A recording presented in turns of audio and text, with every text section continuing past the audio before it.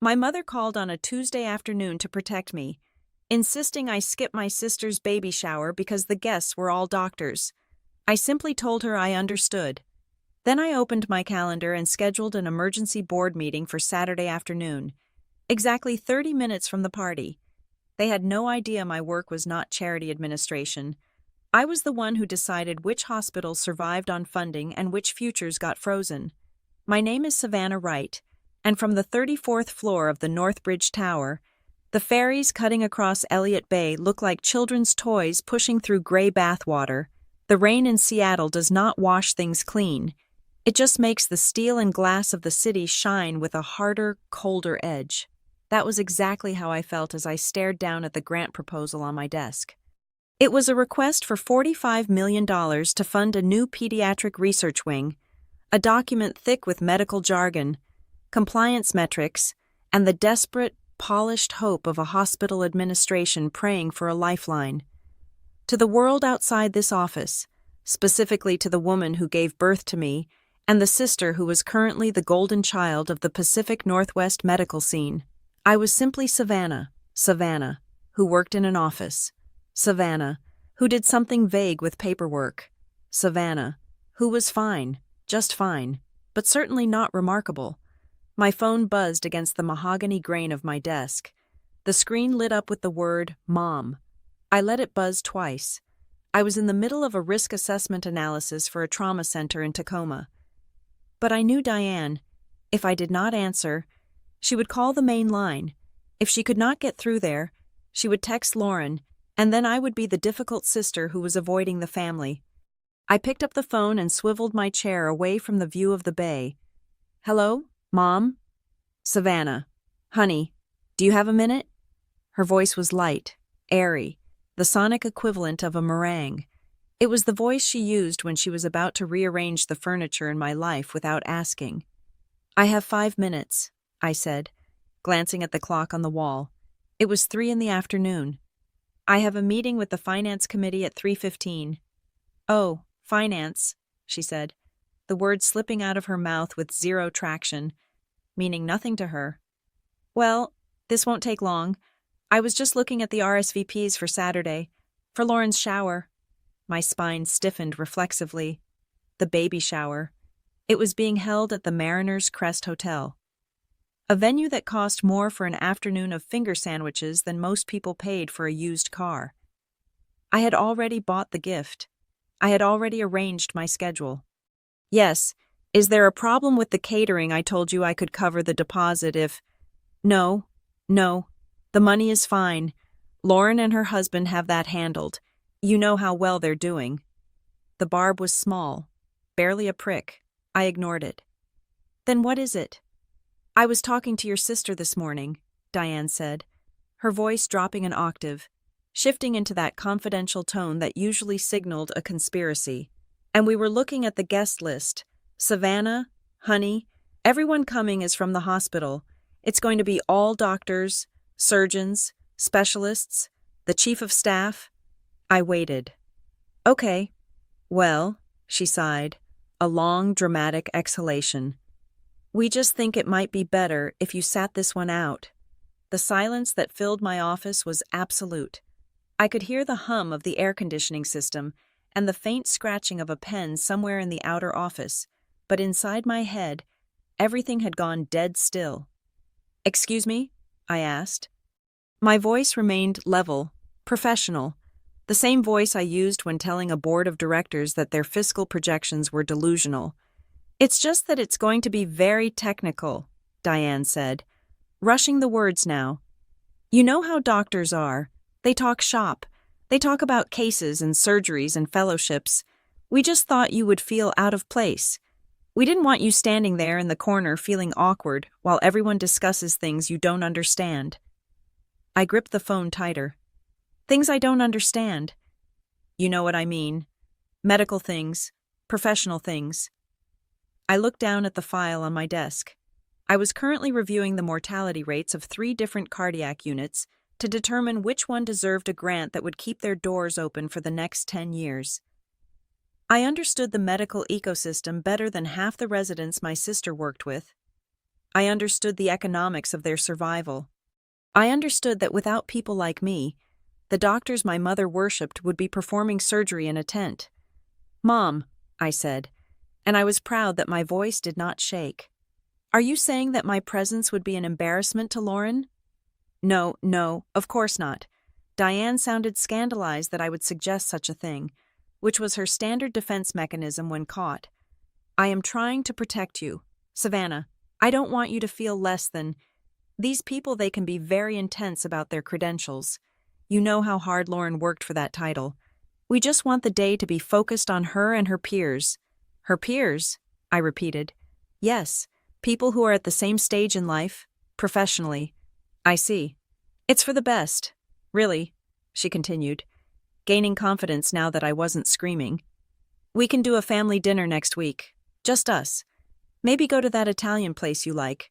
The one with the coupons." I closed my eyes.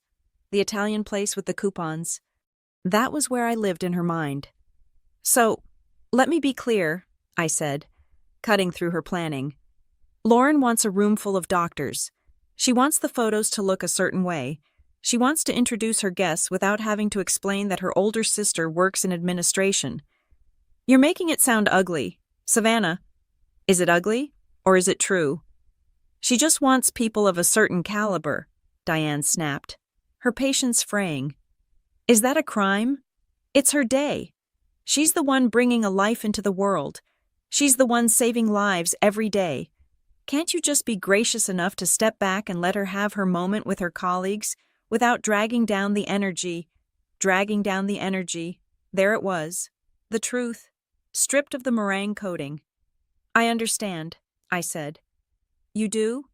She sounded relieved. "Oh, good. I knew you would be reasonable. You've always been the practical one. I'll tell Lauren.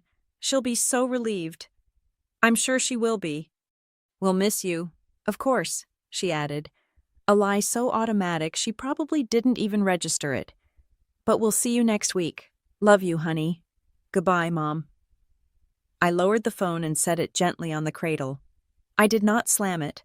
I did not throw the file of the pediatric wing across the room.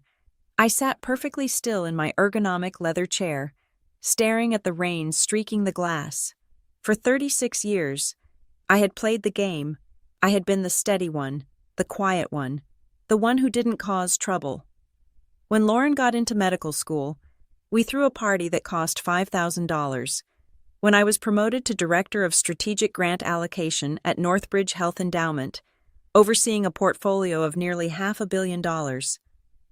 My mother asked if the new job came with dental benefits. I had never corrected them. I had never explained that nonprofit administration was a broad term that covered everything from a receptionist at a soup kitchen to the executive who decided whether a university hospital received the funding to build a cyclotron. I had kept my work life separate because I wanted a sanctuary. I wanted a place where I was judged on my competence, not my lack of a stethoscope, but they had taken that silence and filled it with contempt. I opened the top drawer of my desk. Inside lay a small velvet box. I reached in and pulled it out. I flipped the lid. Nestled on the dark blue fabric was a sterling silver rattle. It was heavy, cool to the touch. I had commissioned it from a jeweler in Pioneer Square. On the handle, in delicate script, was the name my sister had chosen for her unborn daughter. "To the baby who will never know I exist." I thought. I looked at the silver shining under the office lights. It was a beautiful object. It was a thoughtful object. It was a gift from a sister who cared. But I wasn't a sister anymore. I was an administrative embarrassment. I snapped the box shut. The sound was like a pistol crack in the quiet office. I placed it back in the drawer, pushed it all the way to the back, behind a stack of business cards, and slid the drawer closed. Then, I turned to my computer. I woke up the screens. The dual monitors glowed with spreadsheets and email chains. I opened my calendar. I navigated to Saturday. The block of time from 2 in the afternoon to 6 in the evening was currently marked out in Blue Lauren's baby shower. Mariner's Crest Hotel. I right-clicked on the event. Delete. The block of time vanished, leaving a clean, white, empty space. I did not leave it empty. I clicked on the 2 o'clock slot again and began to type. Event emergency board meeting. Location executive conference room A virtual link. Attendees, the board of directors. Northbridge Health Endowment. Subject strategic review, hospital partnerships, values. Compliance. My fingers hovered over the keyboard. I knew exactly what this meant. Calling a board meeting on a Saturday afternoon was nuclear. It signaled a crisis. It signaled that something had been found that could not wait until Monday morning. It would ruin weekends. It would cause panic. The chairman of the board, a man named Robert Sterling who trusted my judgment implicitly, would see this notification and his first call would be to me. I needed to be ready. I opened a new email draft. I typed in the distribution list for the board. Subject, urgent. Immediate review of current allocations. Cascade Harbor Medical Center. Cascade Harbor. My sister's hospital. The place where she was currently a celebrated fellow. The place where the doctors attending her shower worked. The place that was currently waiting on a signature from my office to release the first tranche of a $75 million grant for their new surgical tower. I began to write. Dear members of the board, in light of recent internal assessments regarding the alignment of organizational culture and our core philanthropic values, I am convening an emergency review of our pending partnership with Cascade Harbor Medical Center. We have always maintained that Northbridge funds not just medicine, but a holistic ecosystem of care. When the leadership culture of a recipient institution displays a systemic failure to value the diverse contributions of its workforce, it poses a direct risk to the efficacy of our implementation and our reputational standing. I paused. I could hear my mother's voice. They are doctors. You're just admin. I could hear the unspoken sneer in the way the guests at the shower would have looked at me if I had gone. The way they would have asked, "And what do you do?" and then glazed over when I didn't say I was a neurologist. They wanted to separate the talent from the support staff. They wanted a hierarchy. Fine, I would show them the hierarchy. I typed the final sentence, the one that would stop the hearts of the hospital administrators who were likely, at this very moment, buying expensive gifts for my sister to curry favor with the chief of surgery. Propose immediate freeze on new disbursements pending review. I read it over. It was professional. It was cold. It was devastating. It was exactly 30 minutes before the baby shower was set to begin. I moved the mouse cursor over the send button. I didn't feel the guilt I usually felt when I disappointed my mother. I didn't feel the shame of being the lesser sister. I felt the cold, hard clarity of the rain against the window. I clicked send. The email whooshed away. The die was cast. I leaned back in my chair and turned to look out at the bay again. The ferry was halfway to Bainbridge Island now. The storm clouds were gathering over the Olympics, dark and heavy. You wanted professional, I whispered to the empty room. You got it. My sister, Dr. Lauren Whitaker, has always been the protagonist of the family narrative. She is 5 years younger than me, yet she has occupied the center of the room since the day she brought home her first straight-A report card. Lauren is brilliant, undeniably so.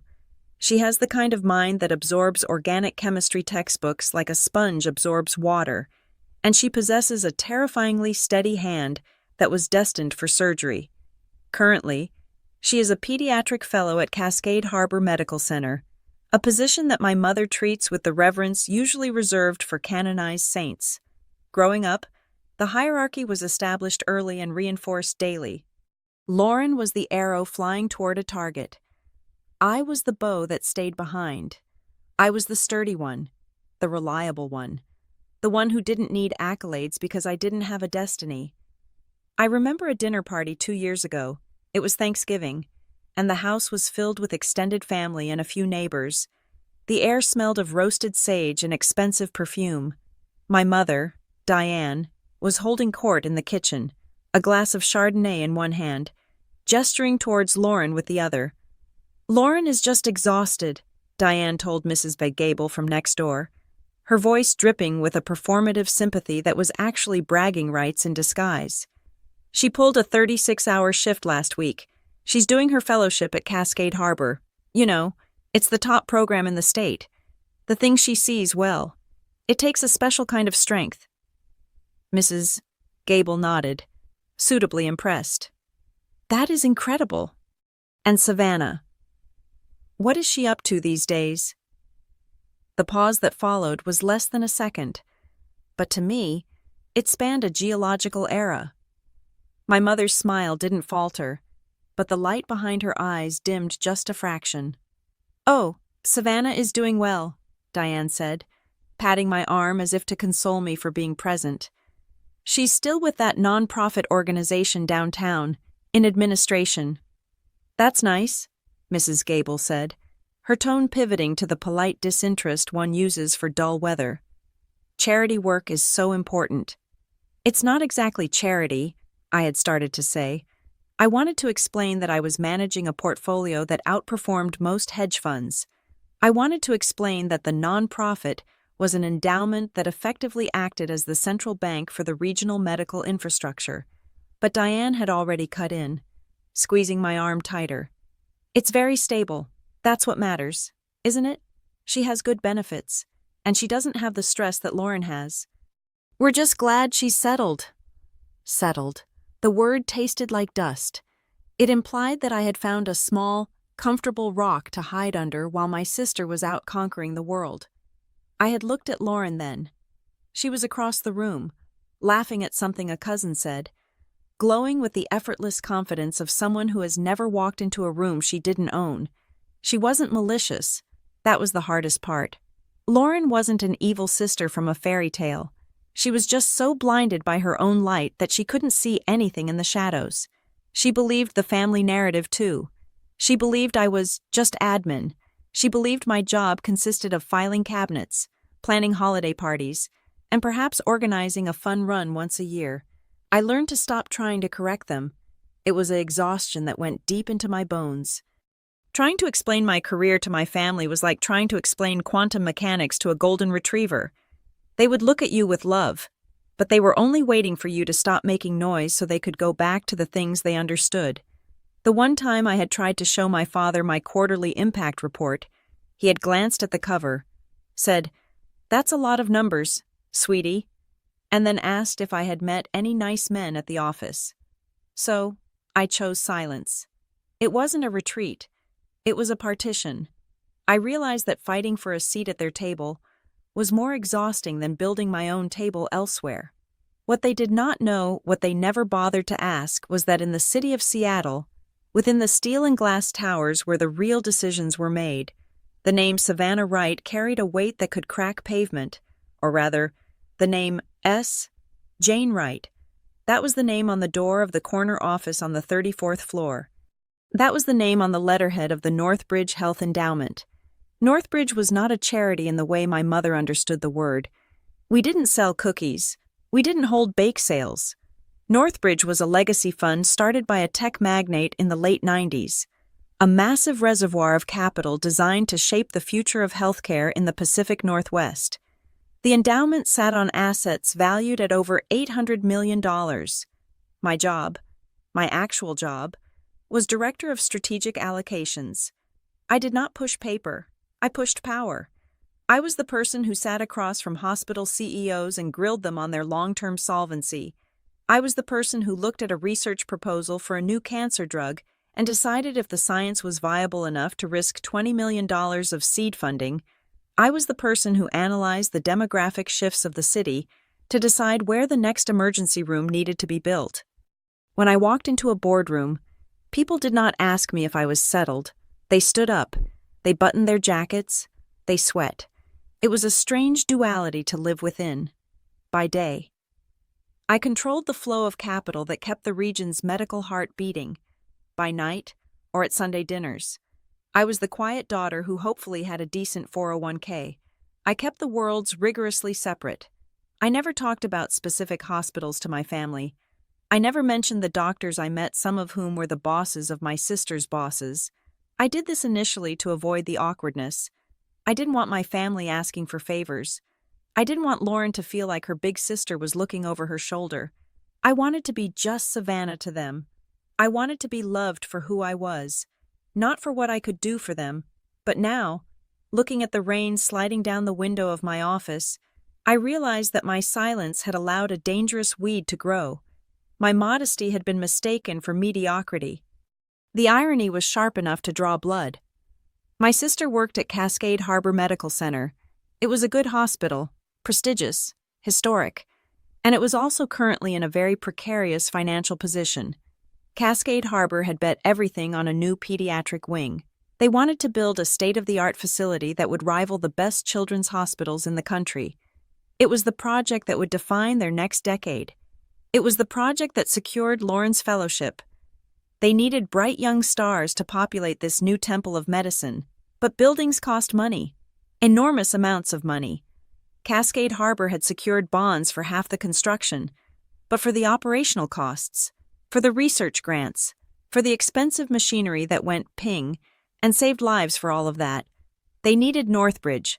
On my desk, right now, sat the Pediatric Excellence Initiative file. It was a grant proposal requesting $50 million over 5 years. It was the lifeblood of my sister's career. It was the reason her friends were doctors. It was the reason she felt superior enough to exclude me from a party, because I wouldn't understand the technical talk. I had the pen in my hand. I was the lead strategist. I was the one who had to present this to the board and say, yes, this institution aligns with our values. For months, I had been their champion. I had looked at Cascade Harbor's numbers, ignored their slightly bloated executive bonuses, and focused on the good they did for the community. I had separated my personal annoyance with my sister's arrogance from my professional duty to the city. I was going to approve it. I was going to give them the $50 million. I had never used my work to overshadow my family. I had never used my title to make them feel small. I had swallowed every slight, every, at least it's stable, every dismissal. But then my mother had made that phone call. Sister's friends are doctors. The sentence replayed in my mind, a looped recording of humiliation. They didn't just think I was boring, they thought I was unworthy. They thought I didn't belong in the room with the important people. I stood up and walked to the wall of my office where the organizational chart of Northbridge Health Endowment hung framed in glass. My name was near the top, right under the C-suite. I looked at the file for Cascade Harbor again. If I was too simple, too administrative, too unimportant to eat finger sandwiches with a group of second-year residents, then surely I was too unimportant to understand the complex financial architecture of a $50 million grant. If they wanted a world where professional status was the only currency that mattered, I would pay them in that currency. I was not going to reject the grant because I was angry. That would be unprofessional. That would be petty. No. I was going to reject the grant, or at least pause it indefinitely because of values compliance. I walked back to my desk. The email I had sent to the board was already generating responses. My inbox pinged. It was from the chairman, Savannah. Saw the flag. If you are calling a Saturday meeting, it must be serious. I'm clearing my schedule. We cannot afford a compliance scandal. I sat down. I felt a strange calm settle over me. It was the calm of a surgeon before the first cut. My family thought they had protected me from a social gathering. They had no idea that they had just handed me the scalpel, and I was the only one in the operating room who knew where the arteries were. The meeting was set for Saturday, 2 p.m. While Lauren was opening gifts of onesies and breast pumps, surrounded by her class of people, I would be systematically dismantling the financial foundation of the institution that gave her that class. I picked up the phone and dialed my assistant, who I knew would pick up, even though she was technically on leave. Sarah, I said when she answered, I need the full breakdown of Cascade Harbor's internal HR complaints for the last 3 years. Specifically, anything related to interdepartmental conduct, nurses versus doctors, admin versus medical staff. I want to know if there is a pattern of hierarchy issues. I can get that, Sarah said, her voice sharp and ready. Digging for leverage. No, I said, looking at the silver rattle I had hidden in the drawer.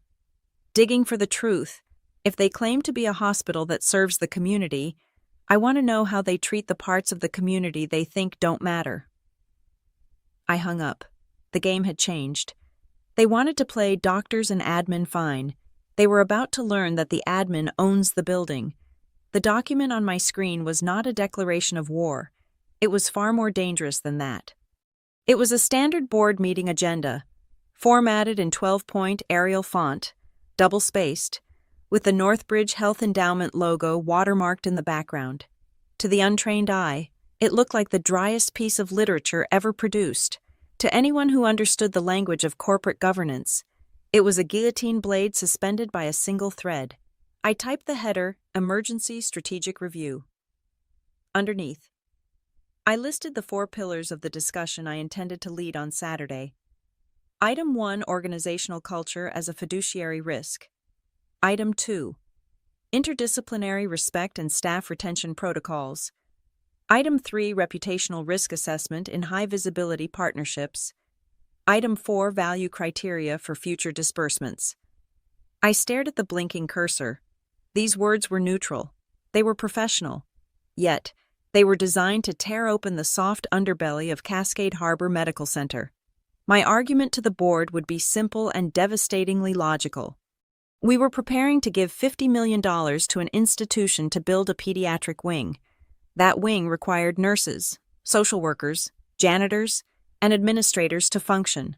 If the culture of the hospital was so toxic that it viewed non-physicians as second-class citizens, the turnover rate would skyrocket, patient care would suffer, and the money we invested would be wasted on a hollow shell. I was not inventing this problem. I was simply choosing to shine a spotlight on it at the exact moment my sister was celebrating her exclusivity. I saved the document and sent it to the secure server.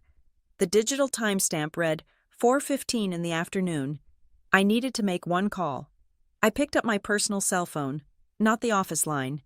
I scrolled through my contacts until I found the name I was looking for, Dr. Marisol Grant. Marisol was the chief of surgery at Cascade Harbor. We had worked together 3 years ago when Northbridge funded a robotic surgery suite for her department. She was a woman of terrifying intellect, a trauma surgeon who could crack a chest open in 30 seconds, and a politician who could navigate a boardroom with a shark's grace. We had a mutual respect that bordered on friendship, the kind of friendship that exists between 2 generals in different armies. I pressed the call button. It rang 3 times. "Savannah," Marisol's voice came through, crisp and immediate. There was no background noise. She was likely in her office, post-rounds. "To what do I owe the pleasure? Please tell me you are not calling to audit my department's spending on gauze again." "Not today. Marisol," I said, leaning back in my chair. "The gauze is safe. I am calling about a scheduling conflict." "A conflict? I thought our quarterly review wasn't until next month." "It isn't. This is personal. Or rather, it is a mix of personal and professional." I paused, letting the silence hang for a beat. "I am looking at my calendar for this Saturday afternoon." "Ah, Saturday," Marisol said, her tone shifting slightly. It became less guarded, more social. "I assume you are calling about the event at the Mariner's Crest." My grip on the phone tightened. "You are going." "Yes, of course. I have to make an appearance. Lauren is one of my most promising fellows. Politics, you understand. If the chief of surgery skips the baby shower of the program's star resident, people start rumors that she is failing her boards." Marisol let out a short, dry laugh. "Plus, she sent a very nice invitation, letterpress, expensive." "I am sure it is lovely," I said. "So I will see you there?" Marisol asked. "I assume you are coordinating the whole thing. Mothers usually drive the ship, but sisters do the heavy lifting. That is the rule, is it not?" "I am not coordinating it, Marisol." "Oh, well, you can at least have a drink with me. I do not plan to stay long, just enough to drop off a gift and smile at the right people. We can catch up on the capital campaign for the new wing." I took a breath. This was the moment, the pivot point. "I will not be having a drink with you, Marisol," I said, my voice dropping to a flat, factual register. "I am not going to the shower." "Conflict?" she asked lightly. "No," I said. I was not invited. The silence on the other end of the line was absolute. It was the silence of a woman who processes information at the speed of light and has just hit a data point that creates a catastrophic error. Excuse me, Marisol said. I think the connection broke up. Did you say you were not invited? You heard me correctly. I was told, specifically, that the guest list was restricted to medical professionals. My mother and sister felt that my presence as someone in administration would be awkward. They wanted to protect me from feeling out of place among the doctors. That is, Marisol trailed off. I could hear the gears turning in her head. She was recalculating everything she knew about my sister. She was juxtaposing the image of Lauren, the bright-eyed fellow, against the reality of Savannah Wright, the woman who held the purse strings of the entire regional medical system. That is insane. It is a choice, I corrected. Does she know? Marisol asked, her voice dropping to a whisper. Does Lauren actually know what you do, I mean? Really know? She thinks I work in an office. She thinks I handle paperwork. She thinks I am stable and safe and boring. And you have never corrected her. I tried. They do not listen. They prefer the version of me that fits into the box they built. Savannah, Marisol said, and now there was a note of genuine alarm in her voice. If you are not at the party, where are you going to be on Saturday afternoon? I have called an emergency board meeting. Marisol. I could hear Marisol inhale sharply. She knew what that meant. She knew the bylaws of the Northbridge Health Endowment better than anyone outside the board. You are convening the board, she stated. On a Saturday, during the shower, yes. And the topic, strategic review of hospital partnerships, specifically, Cascade Harbor, specifically, the alignment of internal culture with our funding mandates. My God, Marisol breathed, you are going to freeze the grant. I am going to propose a freeze on new disbursements pending a 90-day review, I said calmly. It is standard procedure when we identify a risk. A risk, you are the risk. Savannah. This is personal retribution. Is it? I challenged her. Marisol, look me in the eye metaphorically and tell me that Cascade Harbor does not have a problem with arrogance. Tell me that your surgeons do not treat the support staff like furniture. Tell me that the culture you preside over does not value the letters after a name more than the human being standing in the scrubs. Marisol was silent. She was a truthful woman. She could not lie to me. We have issues, she admitted finally. Every hospital has issues. Surgeons have God complexes. It is part of the job description. And that complex is now a liability, I said. My sister is merely a symptom. She is excluding her own family because she has internalized the idea that anyone who is not a doctor is beneath notice. If she treats her sister that way, how does she treat a nurse? How does she treat a scheduling coordinator? How does she treat a patient who asks too many stupid questions? You are going to use her baby shower as evidence. I am going to use the reality of the situation. I am asking the board to consider if we should pour $50 million into a system that breeds that kind of caste system. Savannah, listen to me, Marisol said, her voice urgent. If you convene the board at 2 o'clock on Saturday, phones are going to start ringing. The CEO of Cascade Harbor is going to get a call from your chairman. The board of trustees at the hospital will be alerted. Half the people at that shower are senior leadership. Their pagers are going to go off. The news will hit that ballroom before the cake is cut. I expect it will. It will humiliate her. It will destroy the event. I am not the one who decided who was worthy of being in that room. Marisol, Lauren made that list. She wanted a room full of professionals. Well, on Saturday, she is going to get a very harsh lesson in how the professional world actually works. You are playing a dangerous game, Marisol warned. If this looks like a vendetta, the board might turn on you. It won't look like a vendetta because I have the data, I said, glancing at the pile of HR complaints my assistant had just emailed me.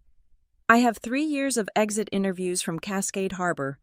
Do you know what the #1 reason for resignation is among your non-clinical staff? Lack of respect from medical leadership. I am not inventing the fire, Marisol. I'm just pointing out that the building is burning. Marisol sighed. It was a heavy, resigned sound. I cannot stop you. No, you cannot. I am going to that party. Marisol said slowly. I have to go. And now, I am going to be standing there, drinking punch, knowing that an airstrike is inbound. Just smile. Marisol, talk shop. That is what they want, isn't it? You are terrifying, but, she said. I am just an administrator, I replied. We are very detail-oriented. One question, Marisol asked, before hanging up. Do you want me to warn her? I looked out the window. The rain had stopped, leaving the city scoured and gray. No, I said. If she is smart enough to be a doctor, she should be smart enough to figure out why the sky is falling. Let her enjoy her party. Let her enjoy her status. She paid a high price for it. Goodbye, Savannah. See you in the boardroom. Marisol. Eventually. I ended the call. My hand was not shaking. I felt a cold, hard knot of resolution in my chest. I turned back to my computer and opened the agenda again. I added a subpoint to item 4. Review of leadership competency regarding holistic team integration. It was a polite way of asking, do these people know how to play nice with others? I printed the agenda. The printer whirred, a comforting, mechanical sound. I took the single sheet of warm paper and slid it into a folder. I was not just preparing for a meeting, I was preparing a mirror. On Saturday, I would hold it up, and for the first time, my family would have to look at themselves not through the lens of their own self-importance, but through the unforgiving lens of the institution that owned their future. They wanted to separate the doctors from the rest of us. I was about to show them that without the rest of us, the doctors were just people standing in expensive rooms, waiting for the lights to go out. At 2 o'clock on Saturday afternoon, the atmosphere in Seattle was divided into 2 distinct climate zones. At the Mariner's Crest Hotel, located on a bluff overlooking the Sound, the air was perfumed with expensive lilies and the scent of champagne. Inside the Crystal Ballroom, the light was golden and soft, filtering through floor-to-ceiling windows that offered a panoramic view of the water. 3 miles away, in the boardroom of the Northbridge Health Endowment, the air was recycled, cool, and smelled faintly of ozone and floor wax. The light here was artificial and unforgiving. It did not flatter. It revealed. I walked into the conference room at 2 minutes past the hour. I had traded my usual office cardigans for a suit I rarely wore.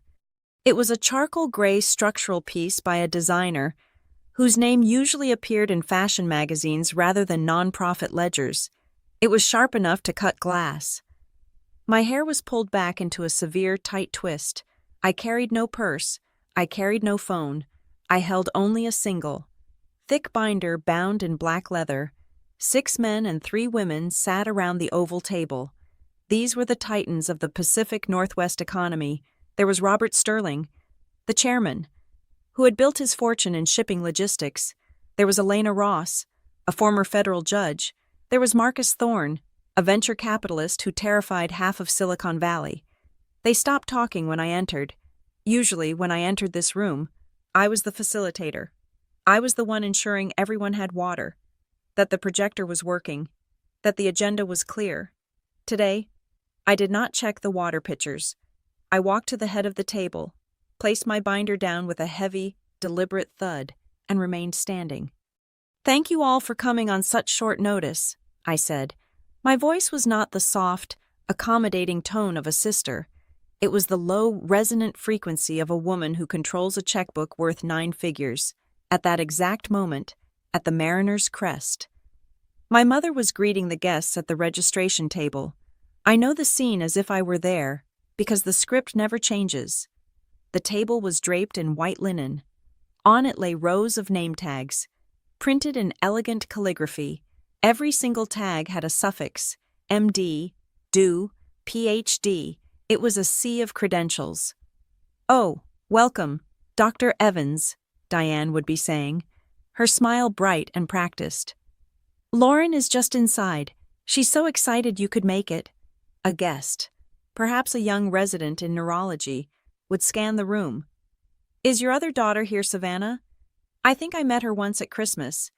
Diane's smile would stiffen, just for a millisecond, before reassembling itself into a mask of pity. Oh, no, Savannah couldn't make it. You know how it is. She works in charity administration. Administration? The guest would ask, polite but disinterested. Yes, it's a nice job. Very low stress. We thought it was better if she skipped today. You know, with so many medical professionals here, the conversation gets so technical. We wanted to protect her from feeling out of the loop. I could almost hear the guest's polite chuckle. Ah, I understand. It can be boring for the lay people when we start talking shop. Exactly. Diane would agree, lowering her voice confidentially. She's happier doing her own thing, paperwork and flyers, that sort of thing. Back in the boardroom, Robert Sterling leaned forward. He was a man who did not like his weekends interrupted unless a building was on fire. Savannah, he said, his voice gravelly. You sent out a code red alert. The email subject line said, Values Compliance. That is usually code for embezzlement or a sexual harassment scandal. Why are we here? I opened the black binder. I did not look at my notes. I looked directly at Sterling. We are here because we are about to make a $50 million mistake, I said. The room went dead silent. The Cascade Harbor Pediatric Initiative, I continued, pacing slowly to the window that looked out toward the same bay my sister was currently toasting. We are in the final stages of disbursement. The contracts are on my desk. The check is scheduled to be cut on Monday morning. We know this, Marcus Thorne said, tapping his pen on the table. It's a good project. New wing, top-tier research. Why the freeze? Because, I said, turning back to face them, it is not a money problem. It is a value problem. I pressed a button on the remote in my hand. The screen behind me flickered to life. It displayed a graph. This is the staff retention rate at Cascade Harbor over the last 5 years, I said, specifically broken down by department. The blue line represents physicians. The red line represents nursing, administrative support, and social work. The blue line was steady. The red line looked like a cliff edge. They are hemorrhaging support staff, Elena Ross observed, her judicial eyes narrowing. 30% turnover annually in nursing, that is catastrophic. It is, I agreed. And do you know why they leave? I clicked the remote again. A word cloud appeared on the screen, generated from hundreds of exit interviews. The largest words, bold and black, were undeniable. Disrespect, hierarchy, toxic, invisible.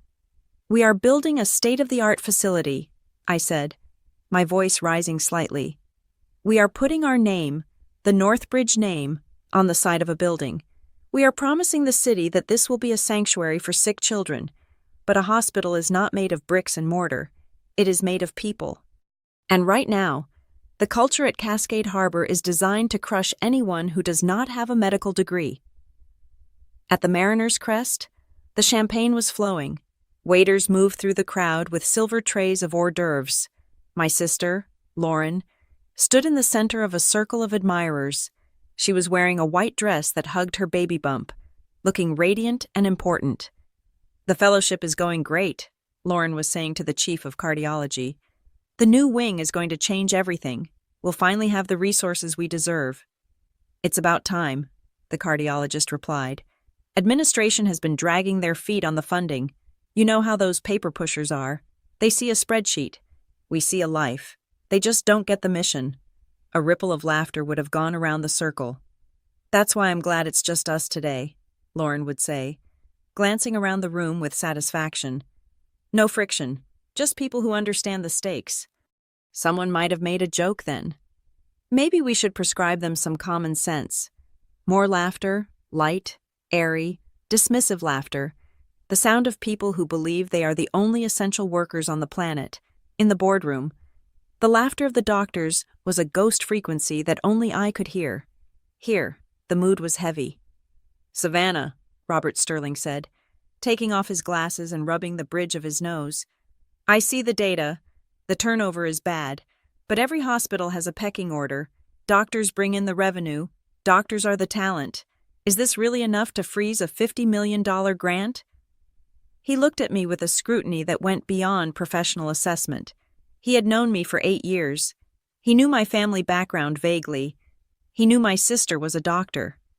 "Be honest with us," Sterling said softly. "Is this personal?" The question hung in the air. I could have flinched. I could have looked away. If I were the Savannah my mother knew, I would have crumbled. I would have stuttered and apologized for wasting their time. But I was not that Savannah. I was the director of strategic allocations. I met Sterling's gaze with a calmness that bordered on unnatural. "Robert," I said, "if I were making this personal, I would be at a party right now, drinking mimosa and smiling while my family insulted my career. I am not there. I am here, doing the job you pay me to do." I walked over to the whiteboard and picked up a marker. "You ask if the pecking order matters," I said. "Let's trace the patient journey." I drew a circle.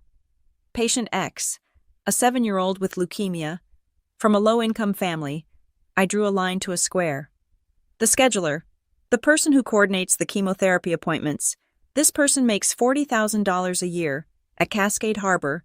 According to these exit interviews, they are routinely berated by physicians for incompetence if a slot isn't open. They are treated as obstacles. I drew another line. The social worker, the person who ensures the family has transportation to the hospital, the person who fights with insurance companies. At Cascade Harbor, they are excluded from care team meetings because they are not clinical enough. I turned back to the board.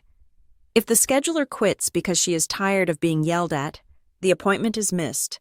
If the social worker is silenced, the family loses their bus fare and doesn't show up. It does not matter how brilliant the surgeon is. It does not matter how shiny the new MRI machine is. If the infrastructure of respect is broken, the child does not get treated. I slammed the cap back onto the marker. We are a philanthropic organization. Our mission statement, which you wrote, Robert, says we fund dignity and care. Not just dignity for the patient, dignity for the entire ecosystem that supports the patient. I paused, letting the words settle. If an institution only respects people who have a title, how do you think they treat a patient who has nothing? How do you think they treat a single mother on Medicaid? Do you think the arrogance stops at the employee handbook, or do you think it bleeds into the bedside manner? Elena Ross nodded slowly. As a former judge, she understood the concept of systemic rot better than anyone. She has a point, Robert. If the culture is elitist, the care for the vulnerable always suffers. We have seen it in the legal system. It is cancer. We are about to hand them $50 million, I said, driving the final nail in. That money is an endorsement. If we sign that check on Monday without conditions, we are telling them that their behavior is acceptable. We are funding the very arrogance that creates the risk. Marcus Thorne looked at the graph again. So what do you want? Savannah? I want a freeze, I said. 90 days. We tell them the money is contingent on a cultural audit. We demand a remediation plan for the interdisciplinary hostility. We force them to prove that they value the paper pushers as much as they value the neurosurgeons. Back at the hotel, the cake was being cut. It was a 3-tiered masterpiece, white and sterile. My mother was clapping. Lauren was beaming. To the future, someone toasted. To the next generation of medicine. They had no idea that the future was currently being rewritten in a room they couldn't even see. They had no idea that the admin girl they had mocked was currently holding their destiny in the palm of her hand. I am not asking to cancel the project, I said to the board, my voice steady and reasonable. I am asking us to use our leverage. We have the power to force them to be better. If we don't use it, then we are just a bank account with a logo. Robert Sterling looked at me for a long moment. Then he looked at the other board members. He saw the nods. He saw the agreement. Okay, Sterling said. You have your freeze. Draft the notification. I didn't smile. I didn't celebrate. I simply nodded. Thank you, Mr. Chairman. But Savannah, Sterling added, a warning tone in his voice. This is going to be a declaration of war. Cascade Harbor isn't going to take this lying down. Their CEO will be on the phone to me in 10 minutes. I expect he will. I said, gathering my papers. Are you ready for the fallout? He asked. I thought of the silver rattle hidden in my desk drawer. I thought of the empty chair at the baby shower. I thought of my mother's voice telling me to stay away to avoid embarrassment. I have been preparing for this my whole life, I said. I walked out of the boardroom. The door clicked shut behind me, sealing the decision. At the Mariner's Crest, the party was winding down. The guests were picking up their gift bags. My mother was hugging Lauren. It was perfect, Diane whispered. Just perfect. Everyone who mattered was here. I walked down the hallway of the empty office, my heels clicking on the marble floor. I took out my phone and turned it on. I had one email to send. Not to the board, to the hospital. The subject line was simple. Notice of funding suspension pending strategic review. I hit send. The invisible sister had just become the most visible problem in their world. The elevator doors at the end of the boardroom corridor slid open with a soft, hydraulic hiss that sounded violently loud in the quiet of the Saturday afternoon office. We all turned. Dr. Marisol Grant stood in the opening. She looked like a creature from a different planet who had crash-landed in our sterile, fluorescent world. She was wearing a cocktail dress of deep emerald silk, the kind of fabric that catches the light and ripples like water.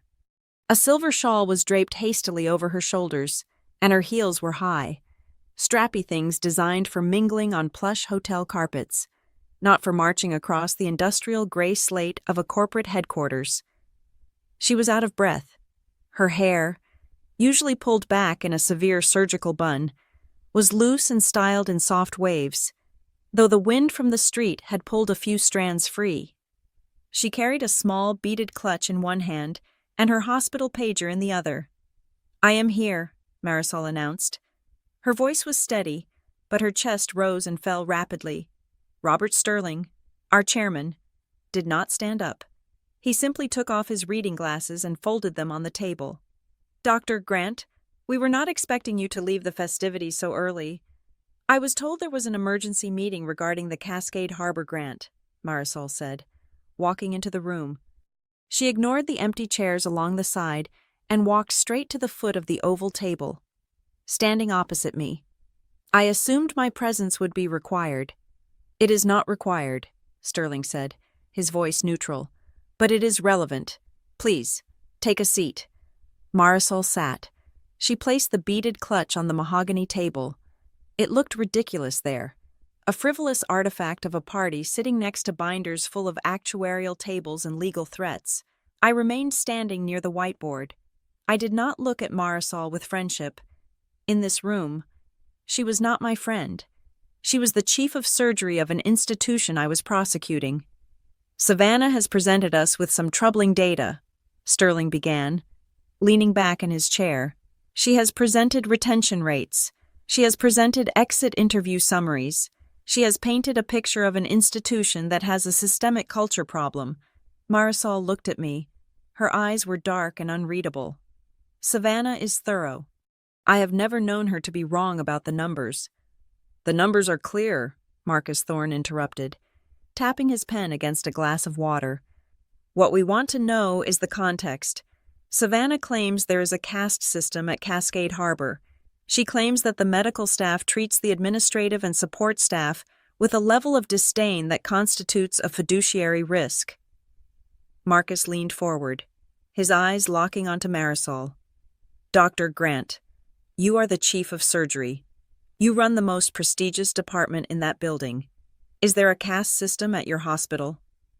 The room went silent. The hum of the ventilation system seemed to vanish. This was the moment. Marisol could lie. She could spin. She could say that tensions were normal in a high-stress environment, that doctors were just passionate, that this was all a misunderstanding. If she did that, she might save the grant for today, but she would lose her integrity with us forever. Marisol looked down at her hands. She twisted a diamond ring on her finger. Then she looked up. "Yes," she said. A collective exhale went through the room.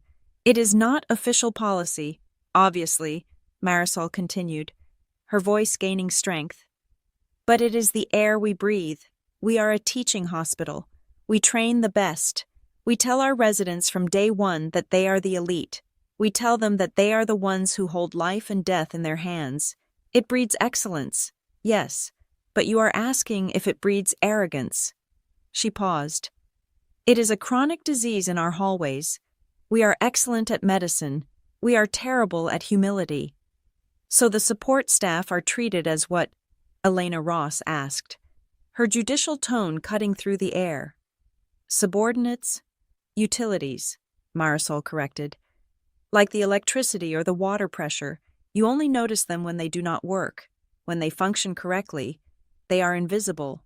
When they break, you kick them. I stepped forward. I needed to sharpen the blade. Generalities were easy to forgive. Specifics were impossible to ignore. Marisol, I said. My voice was cool, devoid of the warmth we usually shared over coffee. You just came from the baby shower at the Mariner's Crest, an event attended by the rising stars of your hospital, the future leadership. Yes, she said. I was not there, I stated. I was explicitly asked not to attend because my job in administration was deemed too embarrassing to be discussed among doctors. But you were there. You heard the conversations. Marisol stiffened. She knew where this was going. Tell the board, I commanded. Tell them what the general sentiment is regarding people who do the work that we do. People who manage funds. People who handle policy. People who do not hold a scalpel. Marisol looked at Sterling, then at me. She looked pained. Savannah, is this necessary? It was a party. People were drinking. Alcohol is a truth serum, Marcus Thorne said. Answer the question, Doctor. Marisol sighed. She smoothed the silk of her dress. There was a conversation near the buffet, 2 senior attending physicians and a few fellows. They were joking about the grant application process. And, I prompted, one of them referred to the grant committee, meaning this board, as the necessary evil. Marisol's voice was quiet.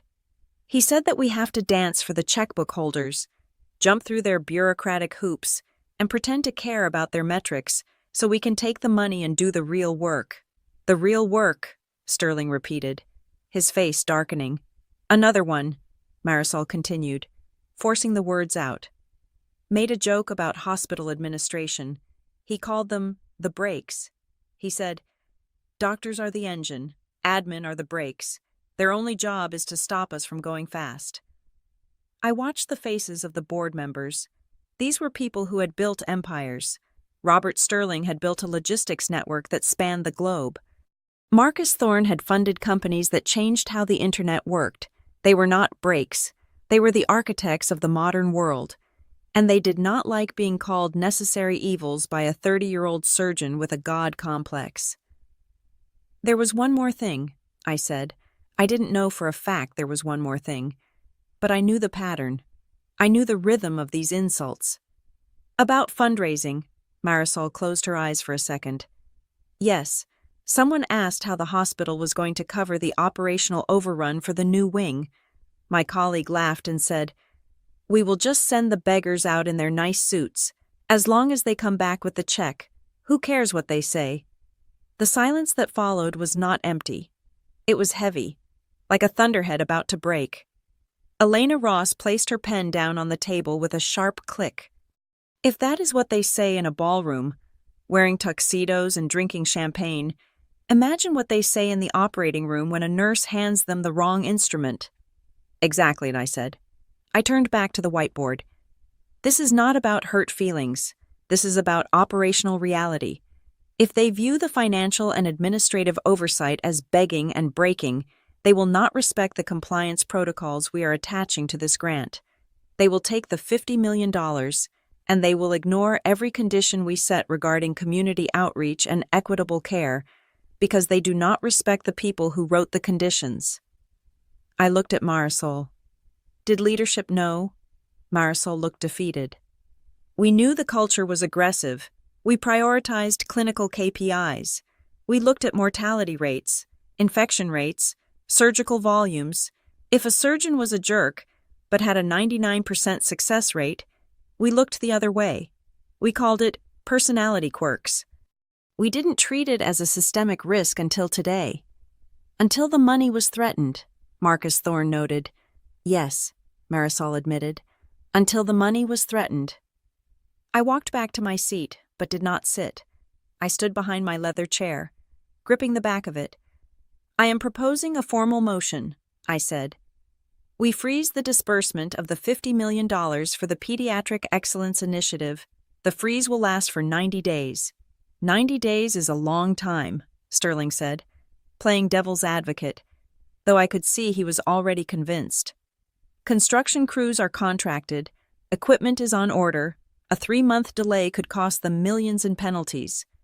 Then they should have thought about that before they created a culture that excludes the people who manage those contracts, I countered. During those 90 days, we require a complete cultural audit conducted by an external firm of our choosing. We require a remediation plan with measurable goals for staff retention and interdisciplinary satisfaction. And we require a signed commitment from the board of Cascade Harbor that the caste system is officially dismantled. This is extreme, one of the quieter board members, a man named David, spoke up. Savannah, we are talking about a pediatric wing, kids with cancer. If we delay this, are we hurting the patients to make a point about politeness? It was the argument I knew was coming. It was the shield bullies always used. They hid behind the nobility of their mission to excuse the toxicity of their methods. We are not hurting the patients, I said, my voice dropping to a register that vibrated in the chest. We are protecting them. I looked at David, then at Marisol, then at Sterling. We are building a house of healing, I said. But if the foundation of that house is rotten, it will fall. If a nurse is afraid to speak up because a doctor thinks she is a utility, a mistake will happen, and a child will die. If a social worker is mocked for worrying about a family's bus fare, a child will miss treatment and relapse. I paused, letting the image sink in. We are preparing to sign a check for $50 million to build a wing for children, I said, delivering the line I had been crafting in my mind since the moment my mother told me I wasn't good enough. We cannot build a sanctuary for the innocent using the bricks of contempt for the rest of us. I looked directly at Marisol. You cannot save lives with one hand while you are strangling your support system with the other. The money stops until the hands open. The room was still. The arguments about construction penalties and timelines seemed to evaporate. The moral weight of the decisions settled on the table like a stone. Robert Sterling picked up his pen. He wrote something on the notepad in front of him. Then he looked up at Marisol. Dr. Grant, Sterling said, you should probably go back to your party. You have a message to deliver to your CEO. Marisol stood up. She picked up her beaded clutch. She looked at me, and for the first time, I saw something other than frustration in her eyes. I saw fear, and beneath the fear, a grudging, profound respect. I will tell him, Marisol said. Tell him the check isn't in the mail, Marcus Thorne added dryly. Tell him it is in Savannah's drawer, and she has the key. Marisol nodded to the room. She turned and walked out. The hydraulic hiss of the door closing behind her sounded like a seal being set. All those in favor of the motion to freeze? Sterling asked. Every hand in the room went up. I lowered myself into my chair. The adrenaline was starting to fade, replaced by a cold, hollow ache. I had won. I had protected the endowment. I had forced a reckoning. But as I looked at the vote count, I knew that 3 miles away, my sister was likely opening a gift box containing the silver rattle I had bought her. She would be holding it up, smiling, unaware that the sister who bought it had just brought her world to a grinding, screeching halt. The silence in my car was heavier than the storm clouds bruising the Seattle skyline. I sat in the parking garage beneath the North Bridge Tower, the engine idling, the heater humming a low, steady note. It was 3:30 in the afternoon. The board meeting had adjourned 20 minutes ago. The motion had passed unanimously. The email notification had been delivered to the server at Cascade Harbor Medical Center at exactly 3:15. I watched the raindrops race down the windshield, blurring the concrete pillars of the garage. I was waiting. I knew the physics of a catastrophe. First comes the impact, then the shockwave, and finally, the noise. At 3:32, the noise arrived. My phone, resting on the passenger seat, lit up. It buzzed once, twice, then began a frantic, continuous vibration that sounded like an angry hornet trapped against the leather. The caller ID flashed Mom.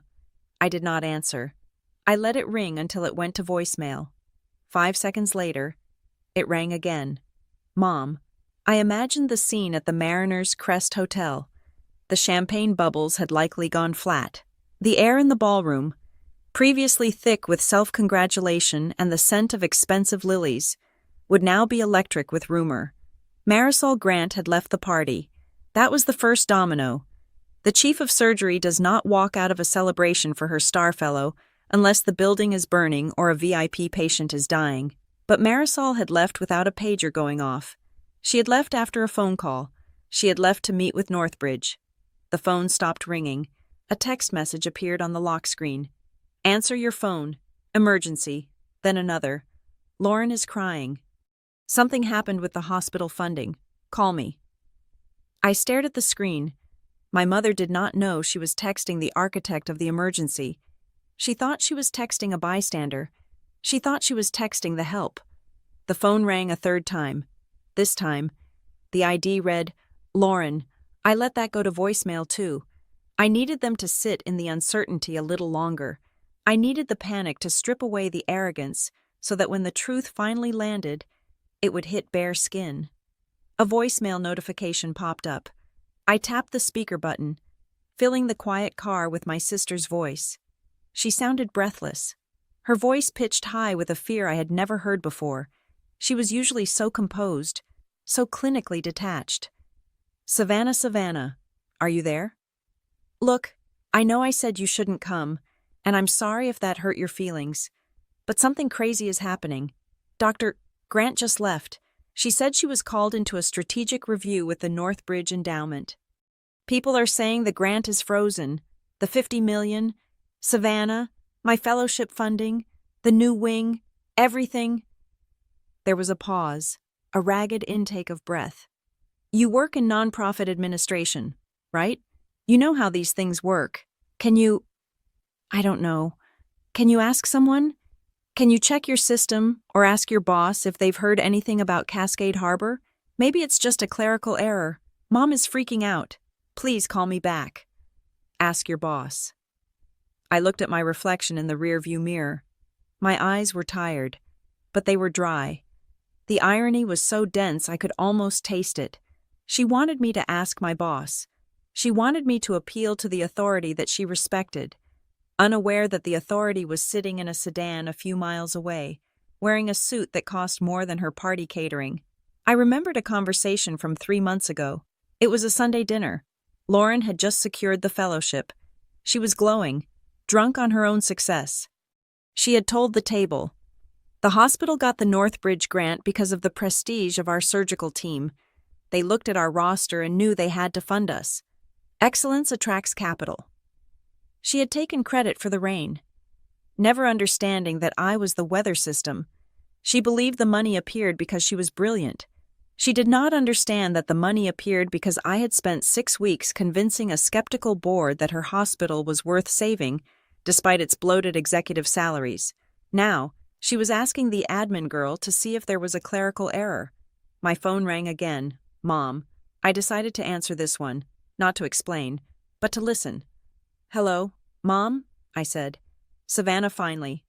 Diane's voice was a shriek. Where have you been? I have been calling for 10 minutes. It is chaos here. Absolute chaos. What is wrong? I asked calmly. It's the hospital. Some board of directors or whatever just pulled the plug on the money. Lauren is devastated. She thinks she's going to lose her position if the wing isn't built. You have to do something. What do you want me to do, Mom? You work in this field, she snapped. You know people. Call your supervisor. Call the manager of your office. Find out if this is real. Tell them Lauren is a doctor. Tell them there must be a mistake. Use your whatever you have. Do you have connections? I thought my job was just paperwork, I said. Don't be petty. Savannah, not now. This is your sister's career. Just go into your office on Monday and ask someone important what is going on. Please. I don't need to wait until Monday, I said. What do you mean? I mean, I don't need to ask someone important. Savannah, stop speaking in riddles. I'm standing here watching my daughter cry. Dr. Grant walked out like she was going to a funeral. Someone said the email came from the Director of Strategic Allocations. Do you know who that is? Is that someone you can email? I closed my eyes.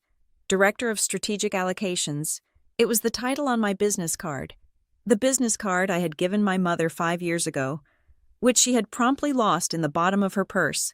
Hold on, Diane said, her voice turning muffled as she pulled the phone away. Lauren, stop crying. Look, Dr. Evans is pulling something up on his phone. What is it? I could hear the background noise now. The party was disintegrating. I heard the clinking of glass, the murmur of anxious voices, and then, clear as a bell, I heard a male voice in the background. I'm on the Northbridge website, the man said. I'm looking for the board members. We need to know who launched this review. If we can find a contact, maybe the chief of staff can reach out directly. Go to the executive leadership page, another voice said. I gripped the steering wheel. This was it. The mine I had laid was about to be stepped on. Okay, loading, the man said. Here we are, CEO, CFO. Here, Director of Strategic Allocations. That's the person who signed the freeze order.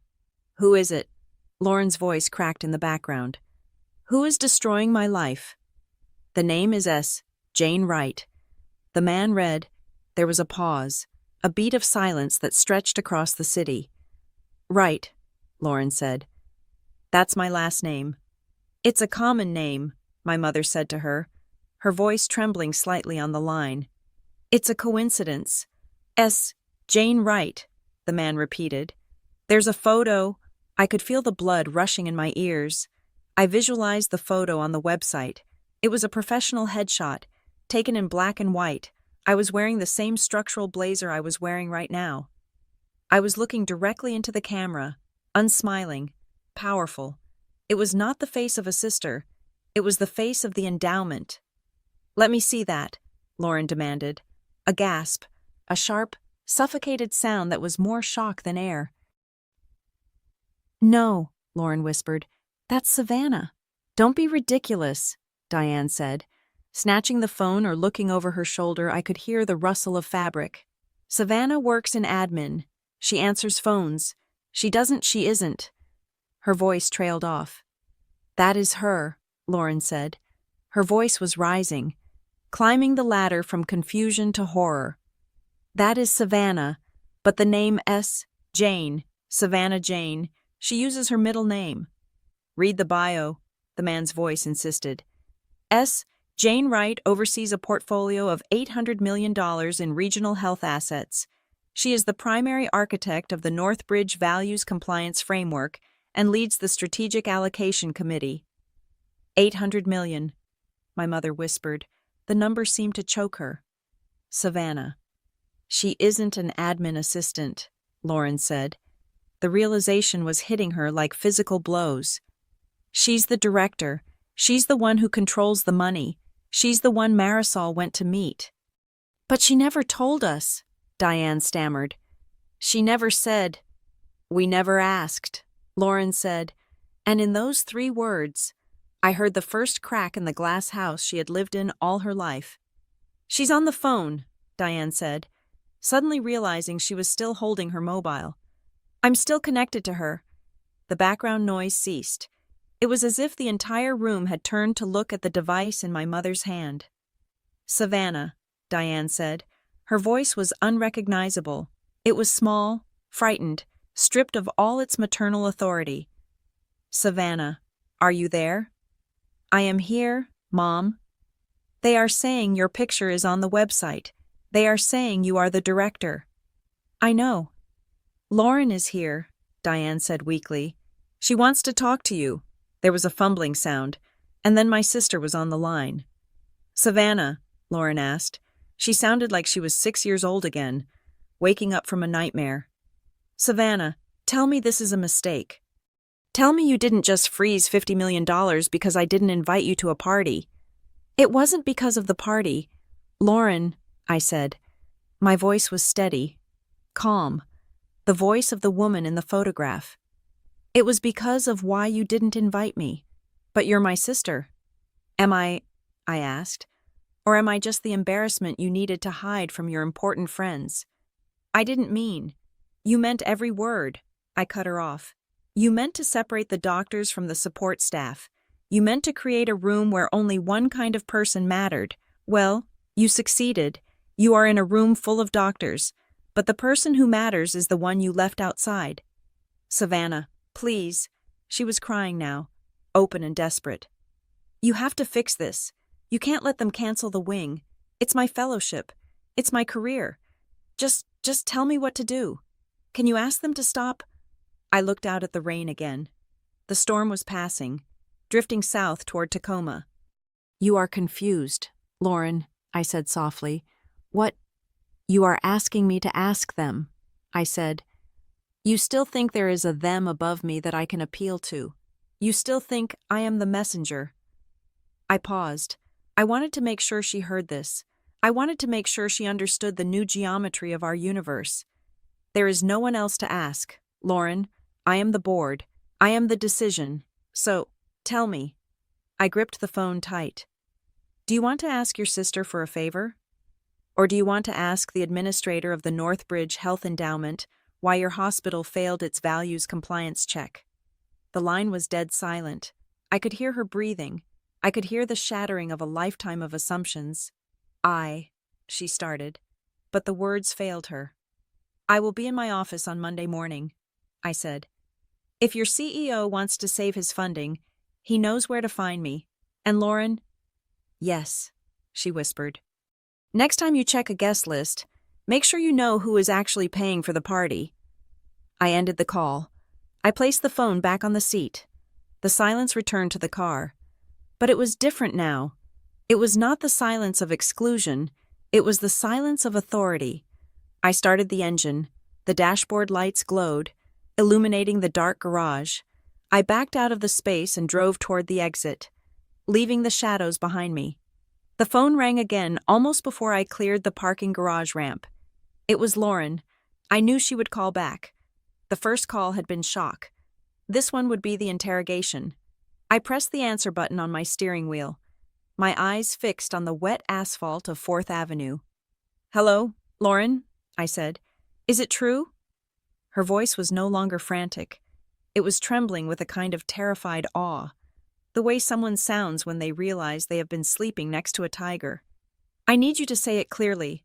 Savannah, are you actually the person who decides the funding, or is this just a title? Is it just administrative oversight?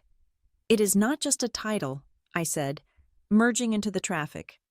I am the Director of Strategic Allocations. I evaluate the proposals. I investigate the institutions. I present the strategy to the Board of Directors. They vote based on my recommendation. So, to answer your question, yes, I am the gatekeeper. Oh my God, she breathed.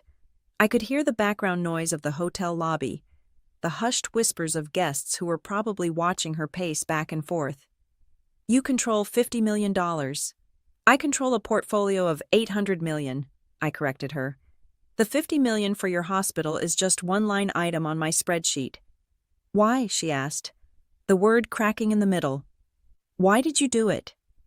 Is this revenge?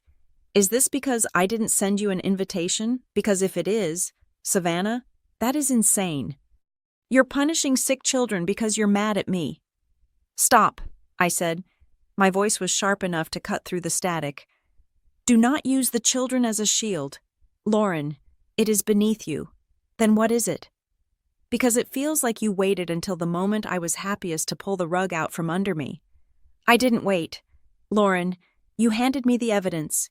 You and Mom made a decision based on a set of values.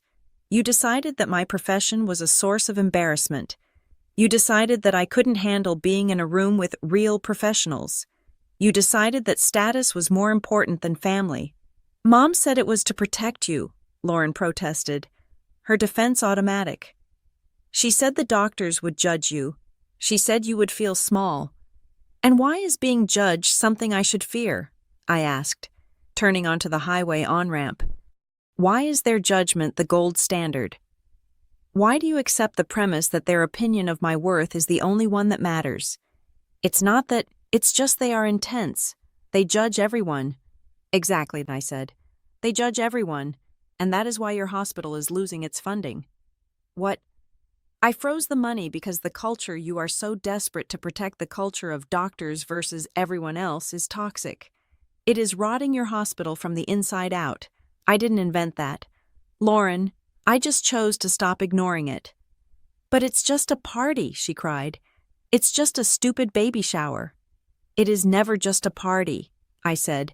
It is a symptom. You told Mom you wanted guests of a certain caliber. You wanted to look successful.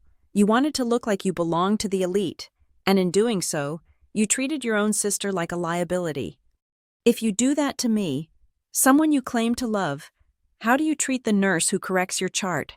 How do you treat the janitor who mops your floor? Silence stretched between us, humming with the vibration of the road. Lauren started, then stopped. I didn't think it was like that. You didn't think at all, I said. You just assumed. You assumed I was small because I was quiet. You assumed I was unimportant because I didn't wear a white coat. I never asked, she whispered. The realization was a physical weight in her voice. I never actually asked you what you did. I mean, really asked. No, you didn't, I said. You asked if I had dental. You asked if I got a Christmas bonus. You asked if I was dating anyone. You checked the boxes for struggling but stable sister. You never once asked me what my responsibilities were. You never asked about the strategy I build. You never asked about the lives I impact.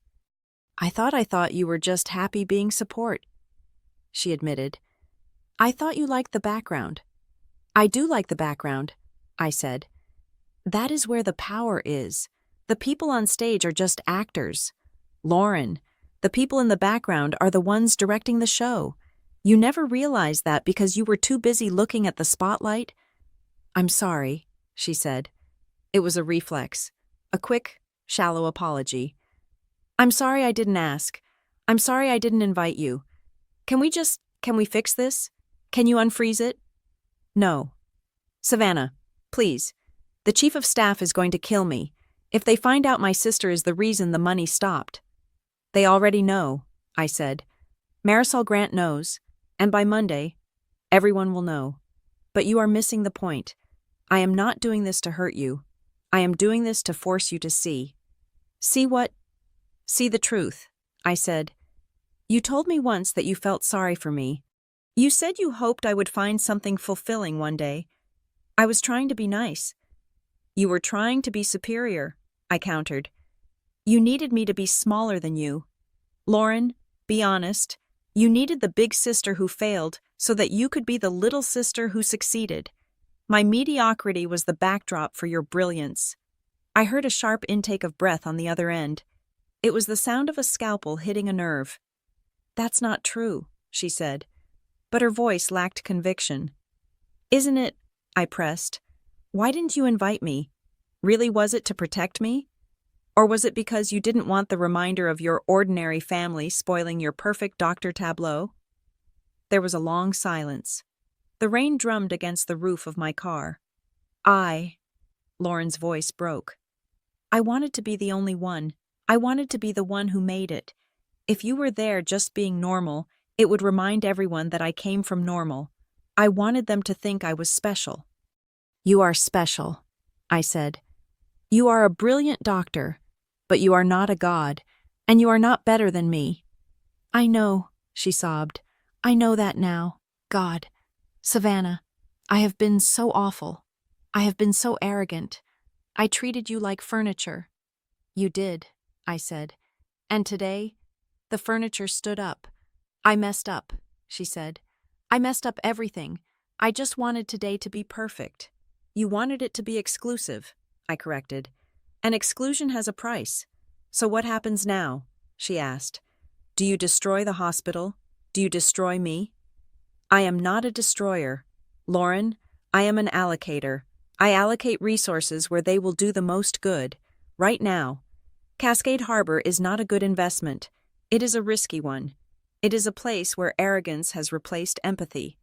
We can change, she said quickly. I can change. Then prove it, I said. How? Monday morning, I said. The board will review the conditions for lifting the freeze.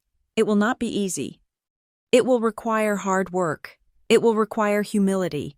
It will require you and your colleagues to listen to the people you have been ignoring for years. I will do it, she said. I will do whatever it takes. We'll see, I said. But Lauren, yes. Don't do it for the money. Don't do it to save your fellowship. Do it because you realize that your sister, the admin girl, just taught you the most important lesson of your medical career. What's that? That you can't heal people if you don't respect them. I pulled into the driveway of my apartment complex. The conversation was winding down, but the energy was still vibrating in the air. Savannah, Lauren said, her voice quiet now, stripped of the panic, left only with the raw ache of reality. Does Mom know? Does she really understand? Mom is about to find out. I said, she has lived in the same fantasy you have. Today, the lights came on. I'm scared, Lauren admitted. I'm scared to go back into that room. Everyone is looking at me. Good, I said. Let them look. For the first time. They aren't looking at the star fellow. They are looking at a woman who needs to answer for her choices. It is a good place to start. Saturday, she murmured. I chose who was good enough for Saturday. Yes, I said. You chose your guests, and on Monday, the board will choose its partners. I love you. Savannah, she said. It sounded desperate, a Hail Mary pass at the end of a losing game. I love you too, Lauren, I said. That is why I am doing this. If I didn't love you, I would have let you become one of them. I would have let you turn into a doctor who thinks she is a god. I am saving you from that. Thank you, she whispered. She didn't sound like she meant it yet. She sounded like someone in shock, but the words were there. Go home, Lauren, I said. Go home and think about who you want to be. The doctor who excludes her sister, or the doctor who fights for her patients. I'll try, she said. Goodbye, Lauren. I hung up the phone. I sat in the car for a long moment, listening to the engine cool. My hands were gripping the wheel so hard my knuckles were white. It hadn't been a victory lap. It had been surgery, painful, bloody, necessary surgery. I had cut out the tumor of their disrespect. Now, we had to see if the patient would survive the recovery.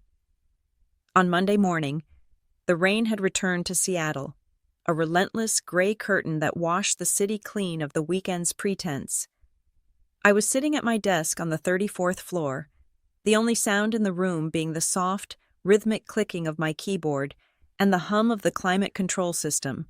I was reviewing the quarterly projections for a rural mental health initiative in eastern Washington, but a part of my mind was waiting.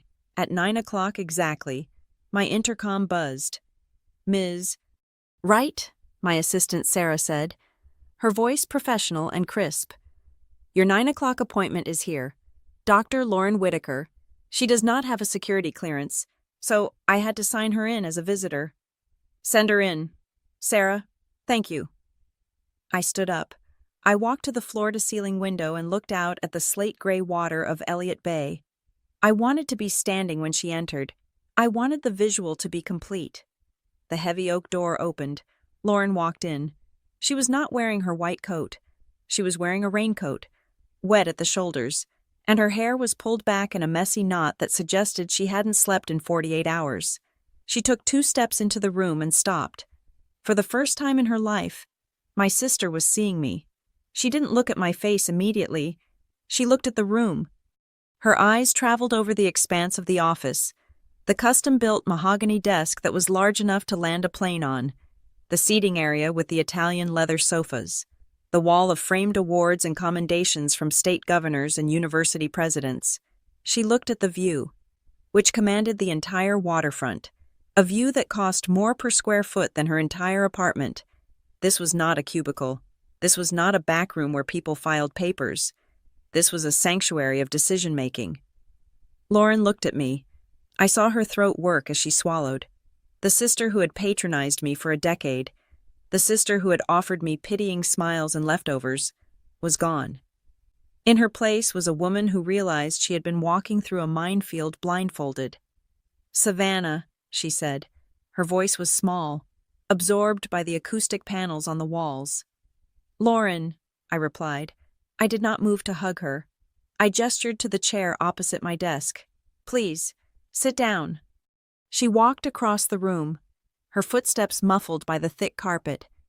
She sat down on the edge of the chair, clutching her purse in her lap like a shield.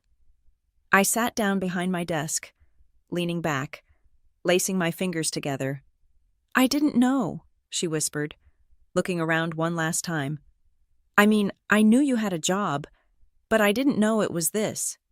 "You never came to visit," I said simply. "You were always too busy with rounds." "I am so sorry," she said. The words came out in a rush, a dam breaking. "Savannah, I am so incredibly sorry. For Saturday, for the phone call, for everything. Please, you have to believe me." I watched her. I saw the tears welling in her eyes, genuine tears born of exhaustion and shock. But I could not accept a generic apology. A generic apology is a bandage on a broken bone. It covers the wound, but doesn't set the fracture. "Stop," I said. Lauren froze. "I don't want a blanket apology. Lauren, I'm sorry for everything means nothing. It is lazy. If you are going to apologize to me, I want you to know exactly what you are apologizing for." She stared at me, her mouth slightly open. "Tell me," I said, my voice dropping to a low, calm register. "What are you sorry for? Be specific." Lauren took a breath. She looked down at her hands, then back up at me. She saw that I wasn't going to let her off the hook. "I'm sorry I didn't invite you to the baby shower," she started, her voice trembling. "I'm sorry I excluded you because I thought you wouldn't fit in." "That is the first layer," I said, nodding. "The social layer. You hurt my feelings. We can get over that. Sisters fight. What is the second layer?" She frowned, searching my face. The job. I'm sorry I judged your career. I'm sorry I called you an admin." "Closer," I said. "But dig deeper. It wasn't just that you got my title wrong. It was what you thought my title meant." Lauren looked away, towards the window. She was smart. She was a diagnostician. She was beginning to see the pathology of her own behavior. "I'm sorry I assumed that because you weren't a doctor. You weren't important," she said slowly. "I'm sorry I bought into the idea that the only work that matters is clinical work. I treated you like you were less intelligent, less capable, less significant than me and my friends." "That is the prejudice," I agreed. "That is the cultural rot I'm trying to cut out of your hospital. But there is a third layer, Lauren, the one that hurts the most, the one that has nothing to do with doctors or grants." She looked at me, confusion clouding her eyes. "Why didn't you know?" I asked. "I have been in this role for 4 years. I have been at Northbridge for 8. Why did it take a funding crisis for you to find out who I am?" Lauren crumbled. She slumped back in the chair, the fight draining out of her. "Because I never asked," she whispered. "I'm sorry that I was so wrapped up in my own world that I never bothered to be curious about yours. I'm sorry that I was a terrible sister who took your presence for granted and never asked you a single real question about your life." I let the silence hang in the room. It was a heavy, clean silence. The apology had landed. It wasn't just words anymore. It was an admission of a decade of neglect. "Thank you," I said softly. "I accept that apology." Lauren wiped her eyes with the back of her hand. "Can I ask you something? Why didn't you tell me all those times I made comments? All those times Mom made excuses for you? Why didn't you just slam your business card on the table and scream at us? Why did you let us think you were small?" I looked at the framed photo on my desk, a picture of me shaking hands with the governor. "Because I am tired, Lauren," I said. "I spend 10 hours a day in this office negotiating with billionaires. hospital CEOs, and government officials. I spend my days proving my worth, proving my strategy, defending my decisions to a board of directors who demand perfection. I leaned forward. When I come home on Sundays, I don't want to negotiate my value with my family. I didn't want to have to bring a PowerPoint presentation to Thanksgiving dinner just to get you to respect me. I wanted you to respect me because I am your sister. If I had to prove I was powerful to get your love, then the love wasn't real. Lauren flinched as if I had slapped her. That is fair. You asked why I let you think I was small, I continued. I didn't let you. You needed it. What do you mean? Be honest. Lauren, every time you complained about your residency, every time you talked about how hard it was to be a doctor, you looked at me with this relief. You liked that I was the easy one. You liked that I was the background character. Why? Lauren looked at her hands again. Her fingers were twisting the strap of her purse. Because it made me feel big, she admitted, her voice barely audible. I was so scared. Savannah, medical school was so hard. Residency is terrifying. I feel like an imposter every single day. I'm terrified I'm going to kill a patient. When I looked at you and I thought you had this simple, easy life, it made me feel superior. And feeling superior was the only thing keeping me from falling apart. I know, I said. I have known that for a long time. That is why I stayed quiet. I let you use me as a mirror to make yourself look taller. But the problem is, you started believing the reflection was real. Lauren nodded, tears streaming down her face again.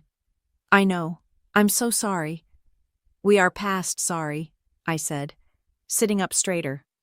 Now we are at the part where we fix it. Tell me what is happening at the hospital. Lauren took a ragged breath and shifted into professional mode. Or at least she tried. It's a disaster. The CEO received your email on Saturday. He called an emergency meeting yesterday. They are panicking. The construction is stopped. The contractors are threatening to walk. And everyone knows it's because of me.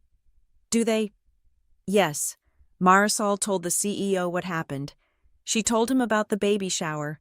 She told him about the comments. I am the pariah. Savannah. I walked into rounds this morning and nobody would look at me. I'm not just the fellow who lost the money. I'm the symbol of the arrogance that destroyed the project. They hate me.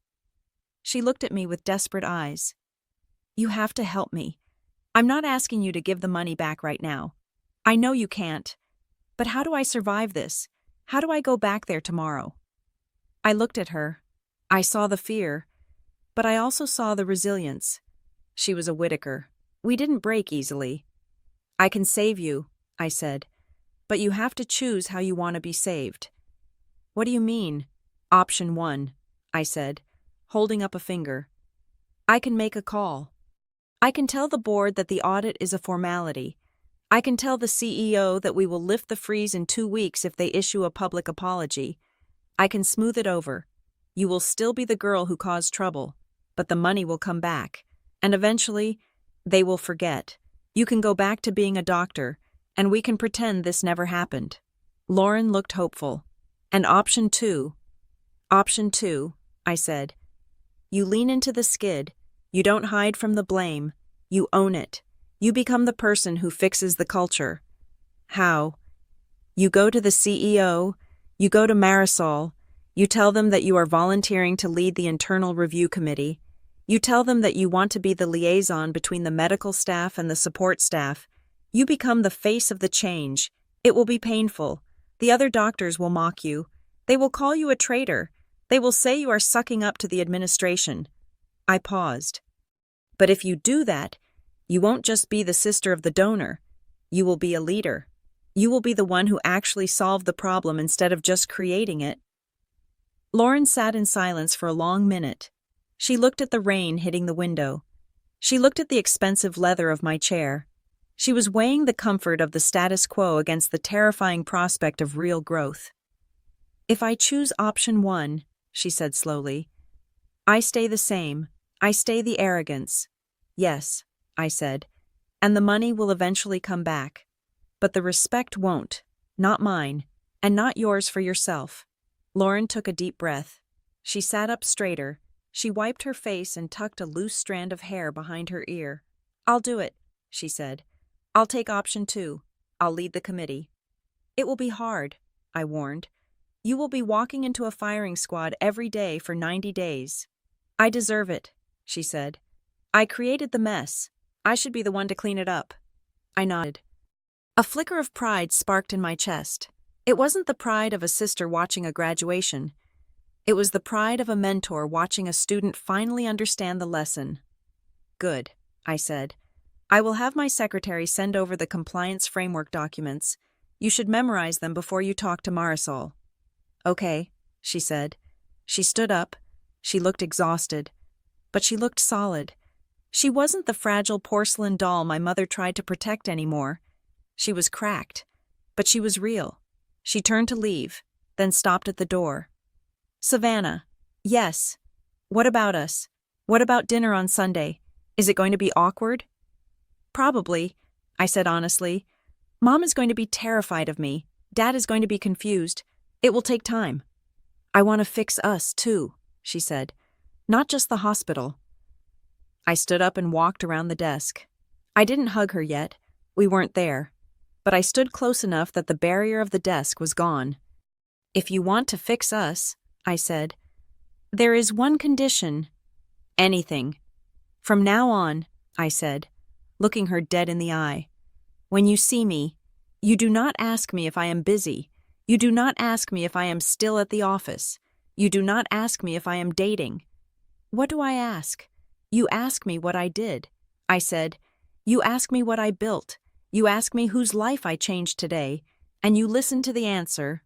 Lauren managed a small, watery smile. "Okay, deal. Deal," I said. "So," she said, testing the water immediately, "what did you do today?" "Savannah." I smiled. It was the first genuine smile I had felt in a week. "Today," I said. "I helped a doctor save a patient she didn't know was dying, herself." Lauren nodded. She understood. "I'll see you on Sunday," she said. "Get to work, Dr. Whitaker," I replied. "You have a culture to fix." She walked out the door. I watched it close. I turned back to the window, to the gray city and the turbulent water. The storm was still out there, but inside the office, the air was clear. I went back to my desk, sat down, and for the first time in years, I didn't feel the need to hide the work on my screen. Is Jane right? And my sister finally knew what that meant. The reports landed on my desk every Friday morning at 9 o'clock. They were no longer just financial spreadsheets or construction updates. They were cultural autopsies. For the first month of the freeze, the data from Cascade Harbor was chaotic. The Interdisciplinary Respect Index, a metric my team had synthesized from anonymous surveys, was hovering in the red zone. The comments section of the surveys was a bloodbath. Nurses vented about being treated like furniture. Scheduling coordinators described being screamed at for things outside their control. Janitorial staff reported being literally stepped over in the hallways. But by week 6, the tone began to shift. It was not a miraculous transformation. It was a grinding, mechanical gear shift, audible and friction-heavy. Cascade Harbor had implemented mandatory role recognition seminars. I didn't attend them. I didn't want my presence to skew the performance. But I watched the recordings. They were painful to watch.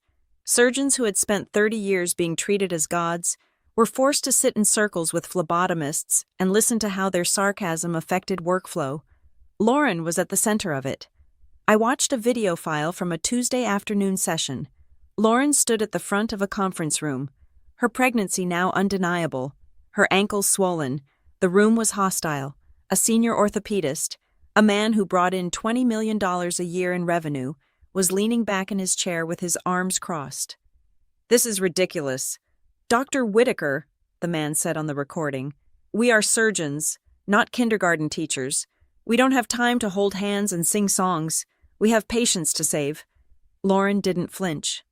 In the past, she would have laughed along to gain his approval.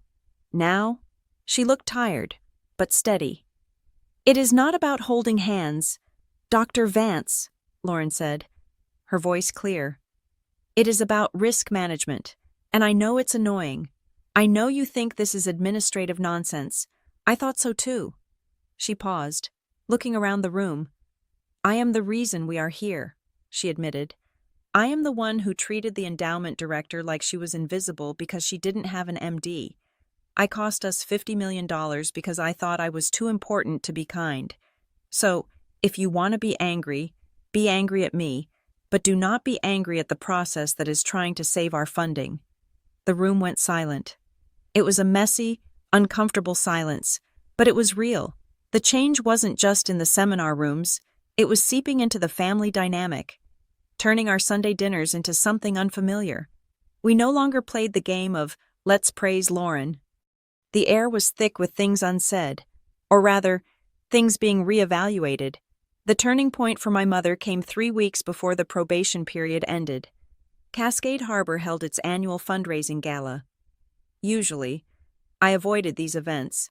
I would send a check and stay home.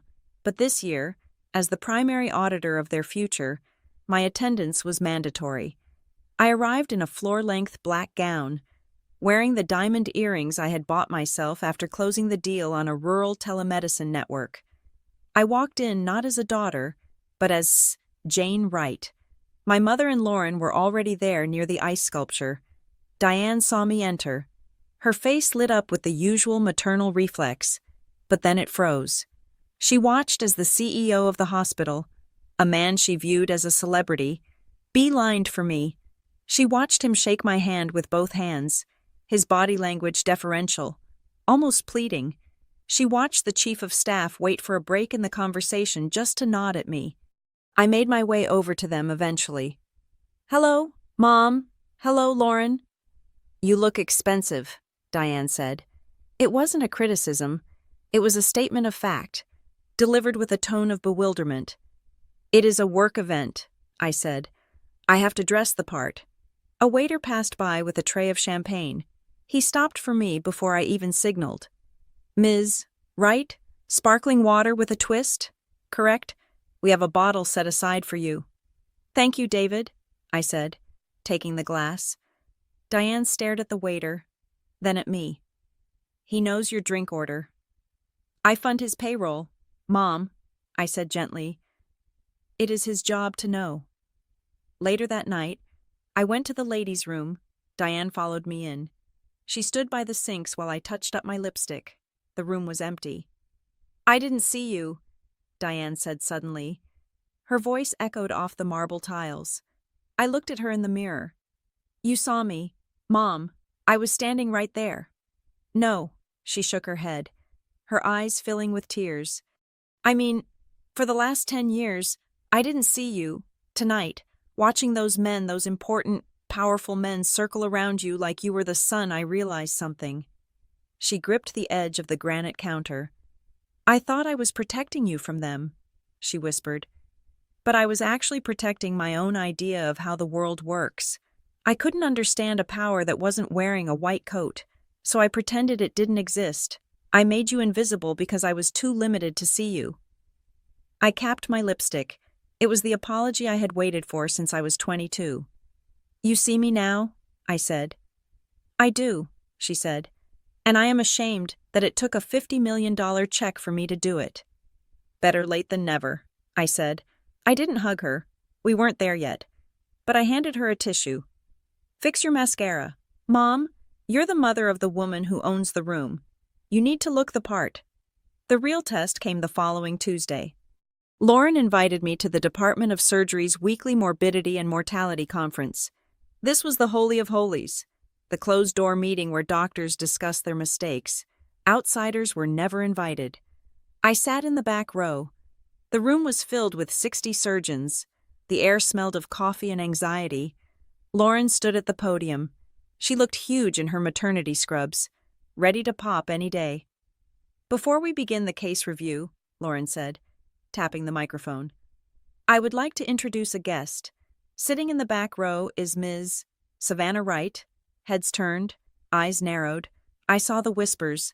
"That's the money. That's the freeze." "Ms. Wright is the Director of Strategic Allocations for the Northbridge Health Endowment," Lauren continued. Her voice did not shake. She is here to observe our compliance with the new communication protocols. She is not here as my sister.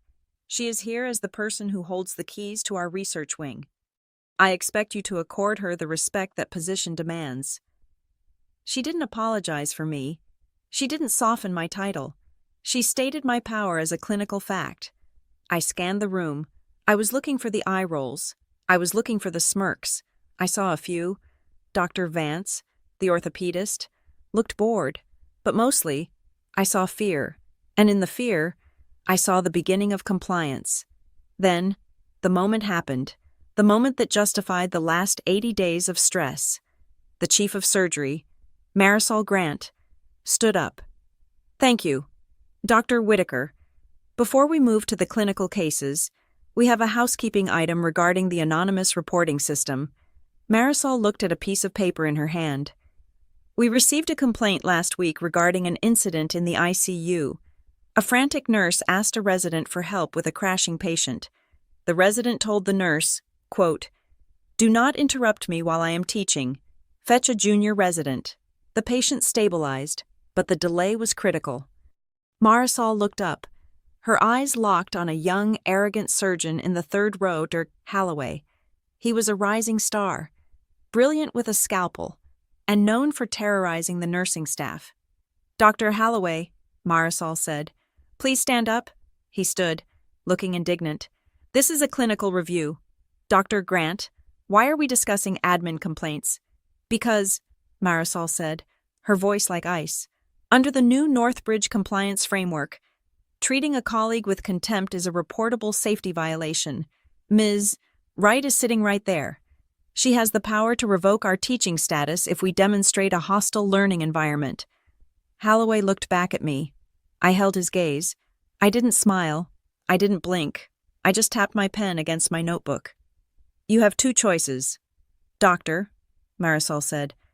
"You can apologize to the nursing team publicly right now and acknowledge that your arrogance endangered a patient, or you can pack your locker. We will not lose our funding for your ego." The silence stretched so tight, it felt like a violin string about to snap. Holloway looked around for support. He found none.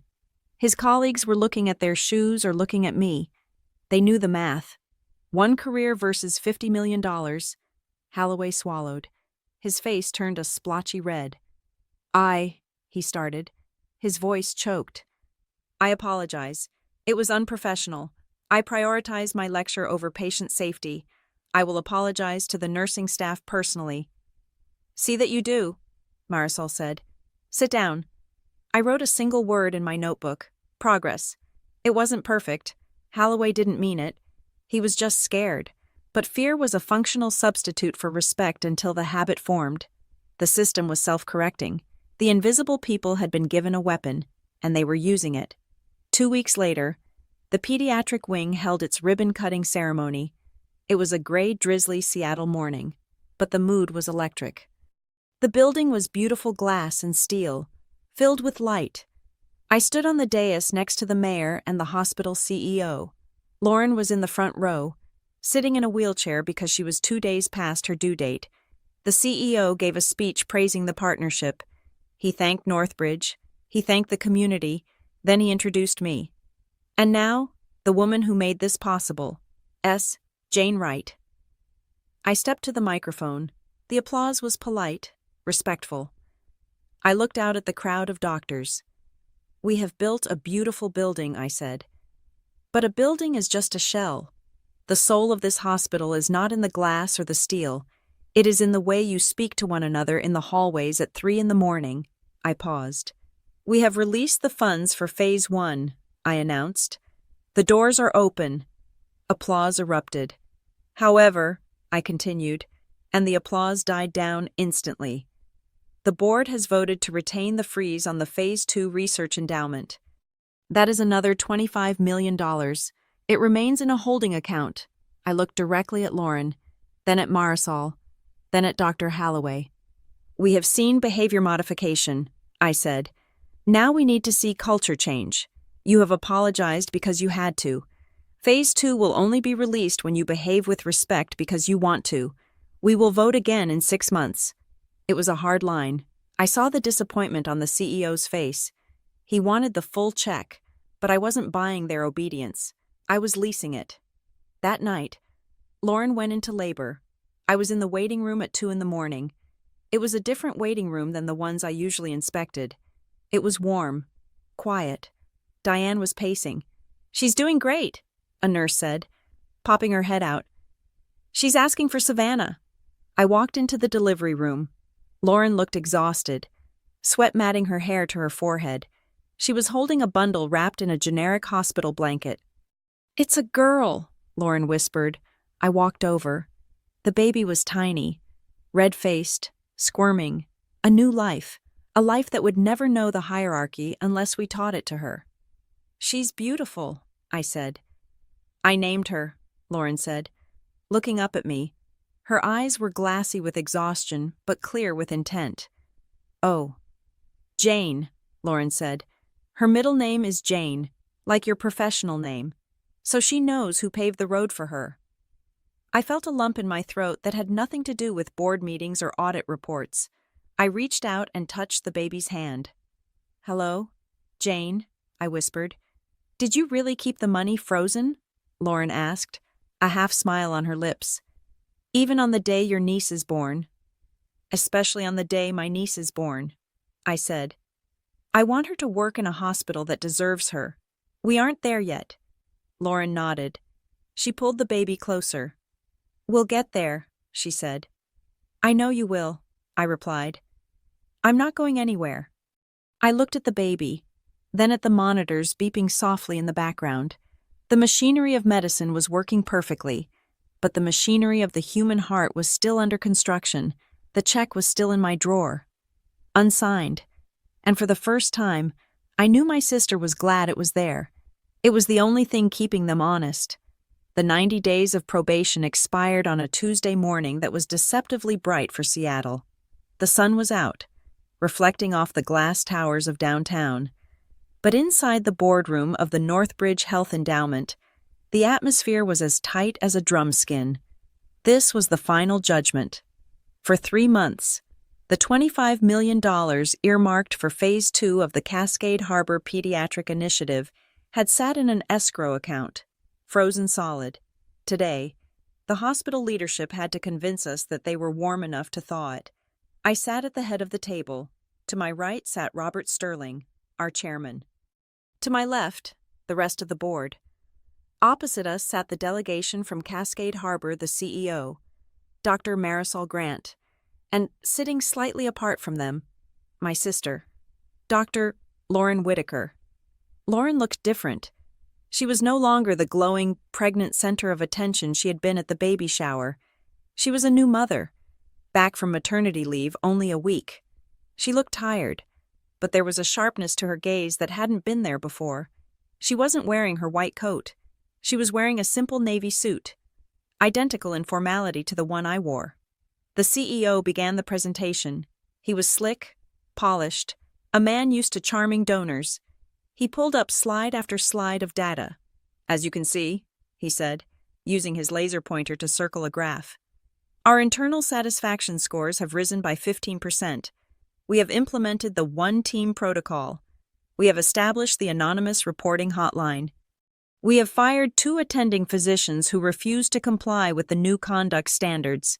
He looked at us, smiling the smile of a man who thinks he has passed the test. "We have checked every box Ms. Wright set out for us," he concluded. "We have met the metrics. We are ready to move forward." The room was silent. I didn't smile. I looked at the papers in front of me. The data was accurate. They had done the work, or at least, they had done the paperwork. Marcus Thorne, the venture capitalist on our board, leaned forward. He was the cynic of the group, the man who smelled blood in the water better than a shark. "The numbers are pretty," Marcus said, his voice dry. "But anyone can juice the numbers for 90 days when there is $25 million dangling in front of them. How do we know this isn't just a performance? How do we know you won't go right back to your caste system the moment the check clears?" The CEO stiffened. "I assure you, Mr. Thorne, the cultural shift is genuine. Is it? Marcus challenged. Because culture doesn't change in a quarter. Culture takes a generation. You are asking us to bet a fortune on the idea that a bunch of surgeons suddenly decided to be humble.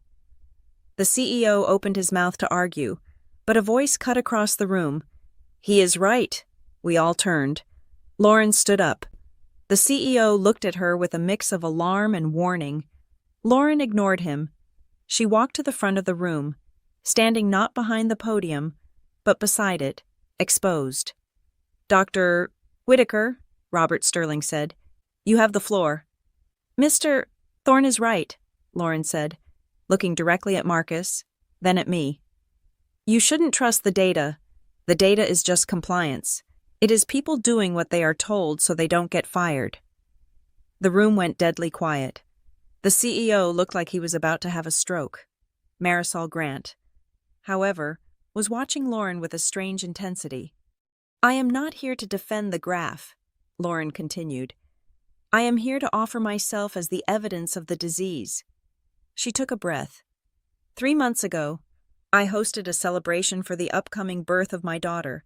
I made a conscious choice to exclude my own sister from that event. I did not exclude her because she was unkind, or because we were fighting. I excluded her because she works in administration. Lauren looked at me. Her eyes were steady, but I could see the sheen of tears she was holding back. I told myself I was protecting her. Lauren said to the board, but I was protecting my own ego. I wanted to be in a room where everyone had a medical degree because I believed that made us superior. I believed that what we did was real work, and what my sister did was just support. I needed her to be small so I could feel big. She turned back to Marcus Thorne. That is the culture of Cascade Harbor. I was the poster child for it. We were arrogant. We were cruel. And we were wrong. We thought we were the gods of the hospital, and everyone else was just the help. And now? Marcus asked, his voice softer. Now, Lauren said, I know that I am not the god. I am just a mechanic for the human body, and without the people who manage the funds, who clean the rooms, who schedule the surgeries, who comfort the families, I am a mechanic without a garage. I am useless. She paused. I caused this freeze, she said. I am the liability. If you decide not to fund us today, I accept that. Because if we are only changing to get the money, then we don't deserve a single dime. We should only get the funding if you believe we have actually learned that healing is a team sport. She sat down. The silence that followed was different from the silence before. It wasn't tight. It was heavy with the weight of truth. The CEO looked down at his hands. He realized that his polished graphs meant nothing compared to the confession of the woman who had started the fire. I waited a moment, letting the words settle into the wood of the table. Then I leaned forward. Thank you. Dr. Whitaker, I said. I looked at the CEO and Marisol. The board has heard the data. We have heard the testimony, but I have one final question before we vote. Marisol nodded. Ask it, Savannah. Do you want this money because you are afraid of losing the project? I asked. Or do you want this money because you finally understand that you cannot cure a patient in a building built on contempt? Marisol looked at me. We want it because we understand. We learned the hard way, but we learned. Very well, I said. We will vote. I passed out the paper ballots. This was not a show of hands. This was a secret vote. The future of the hospital wing, and the vindication of my entire career, came down to 9 pieces of paper. The scratching of pens was the only sound in the room. I marked my ballot. I folded it. Robert Sterling collected them. He counted them in silence. His face was unreadable. He looked up. The motion to release the Phase 2 funding, Sterling announced. Passes, unanimously. The CEO let out a breath that sounded like a tire deflating. Lauren closed her eyes and slumped slightly in her chair. However, I interjected, before the celebration could start. There are conditions. Conditions, the CEO asked. The oversight committee remains in place for 2 years. I said, we will conduct random culture audits. If the interdisciplinary respect index drops below our threshold for 2 consecutive quarters, the funding turns into a loan with interest. You will pay us back personally. The CEO swallowed. Understood. And, I added, looking at Lauren, we require that the hospital leadership publicly acknowledge the role of non-clinical staff in the success of this wing. No more invisible hands. Agreed, Marisol said. 2 weeks later, the ribbon was cut on the Phase 2 expansion. The rain held off, and the sky was a crisp, brilliant blue. The crowd was larger this time. Doctors, nurses, donors, and press gathered in the atrium of the new pediatric center. I stood in the crowd. I had declined a seat on the stage. I wanted to see this from the ground. I wanted to see if the change looked real from the perspective of the people who usually stood in the back. The master of ceremonies, a famous local news anchor, stepped up. Today we celebrate the doctors, he began, reading from the script. But we also celebrate the invisible hands, the administrators, the custodians, the social workers, the people who make the miracle of medicine possible. It was a small line, but it was there. And for the first time, I saw the nurses in the crowd nod. They weren't rolling their eyes. They felt seen. Then Lauren took the stage. She was holding her daughter, Jane, who was now 3 months old and looking around with wide, curious eyes. I was asked to speak today about the future of medicine, Lauren said into the microphone, and I brought the future with me. She bounced Jane gently. But the future isn't just about new machines or new drugs. It is about a new way of seeing each other. Lauren looked out into the crowd. She scanned the faces until she found me. I was standing near a pillar, half hidden by a fern, comfortable in my observation post. I would like to introduce you to someone, Lauren said. She is standing in the back, because that is where she prefers to work. But she is the reason this building exists. She pointed at me. The crowd turned. This is my sister, Lauren announced, her voice ringing clear and proud across the atrium. Savannah Wright. She is not a doctor. She is the director of the Northbridge Endowment. But more importantly, she is the person who taught us respect. She taught this entire hospital that you cannot claim to care for life if you do not value every single person who helps sustain it. The applause started slowly, then built. Marisol Grant started it, then Dr. Holloway, then the nurses. Soon, the entire room was clapping. They weren't clapping for the money. They were clapping for the truth. I felt a heat rise in my cheeks.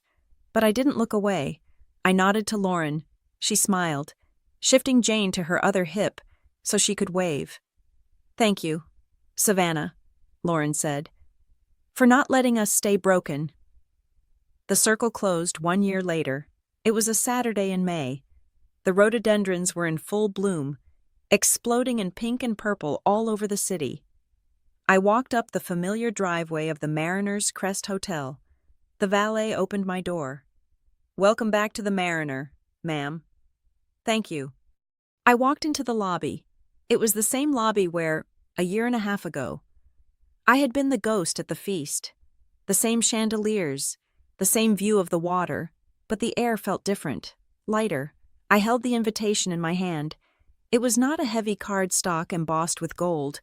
It was a simple, handwritten note on creamy paper. Jane's first birthday, Mariner's Crest Hotel, 2:00 p.m., and at the bottom, in Lauren's messy doctor scrawl handwriting, please come. This time, I am not inviting you because of your title. I am inviting you because you are my sister, and because Jane needs her Auntie Savannah. I walked toward the ballroom. The doors were open. I could hear laughter. I could hear music. I stepped inside. The room was full. There were doctors there. Yes, Marisol was holding a glass of punch. Dr. Holloway was chasing his own toddler, but there were also nurses. The hospital scheduling coordinator was sitting at a table with my mother. The receptionist from the pediatric wing was holding a balloon. It was a mixed room. The lines had blurred. The hierarchy had dissolved into a community.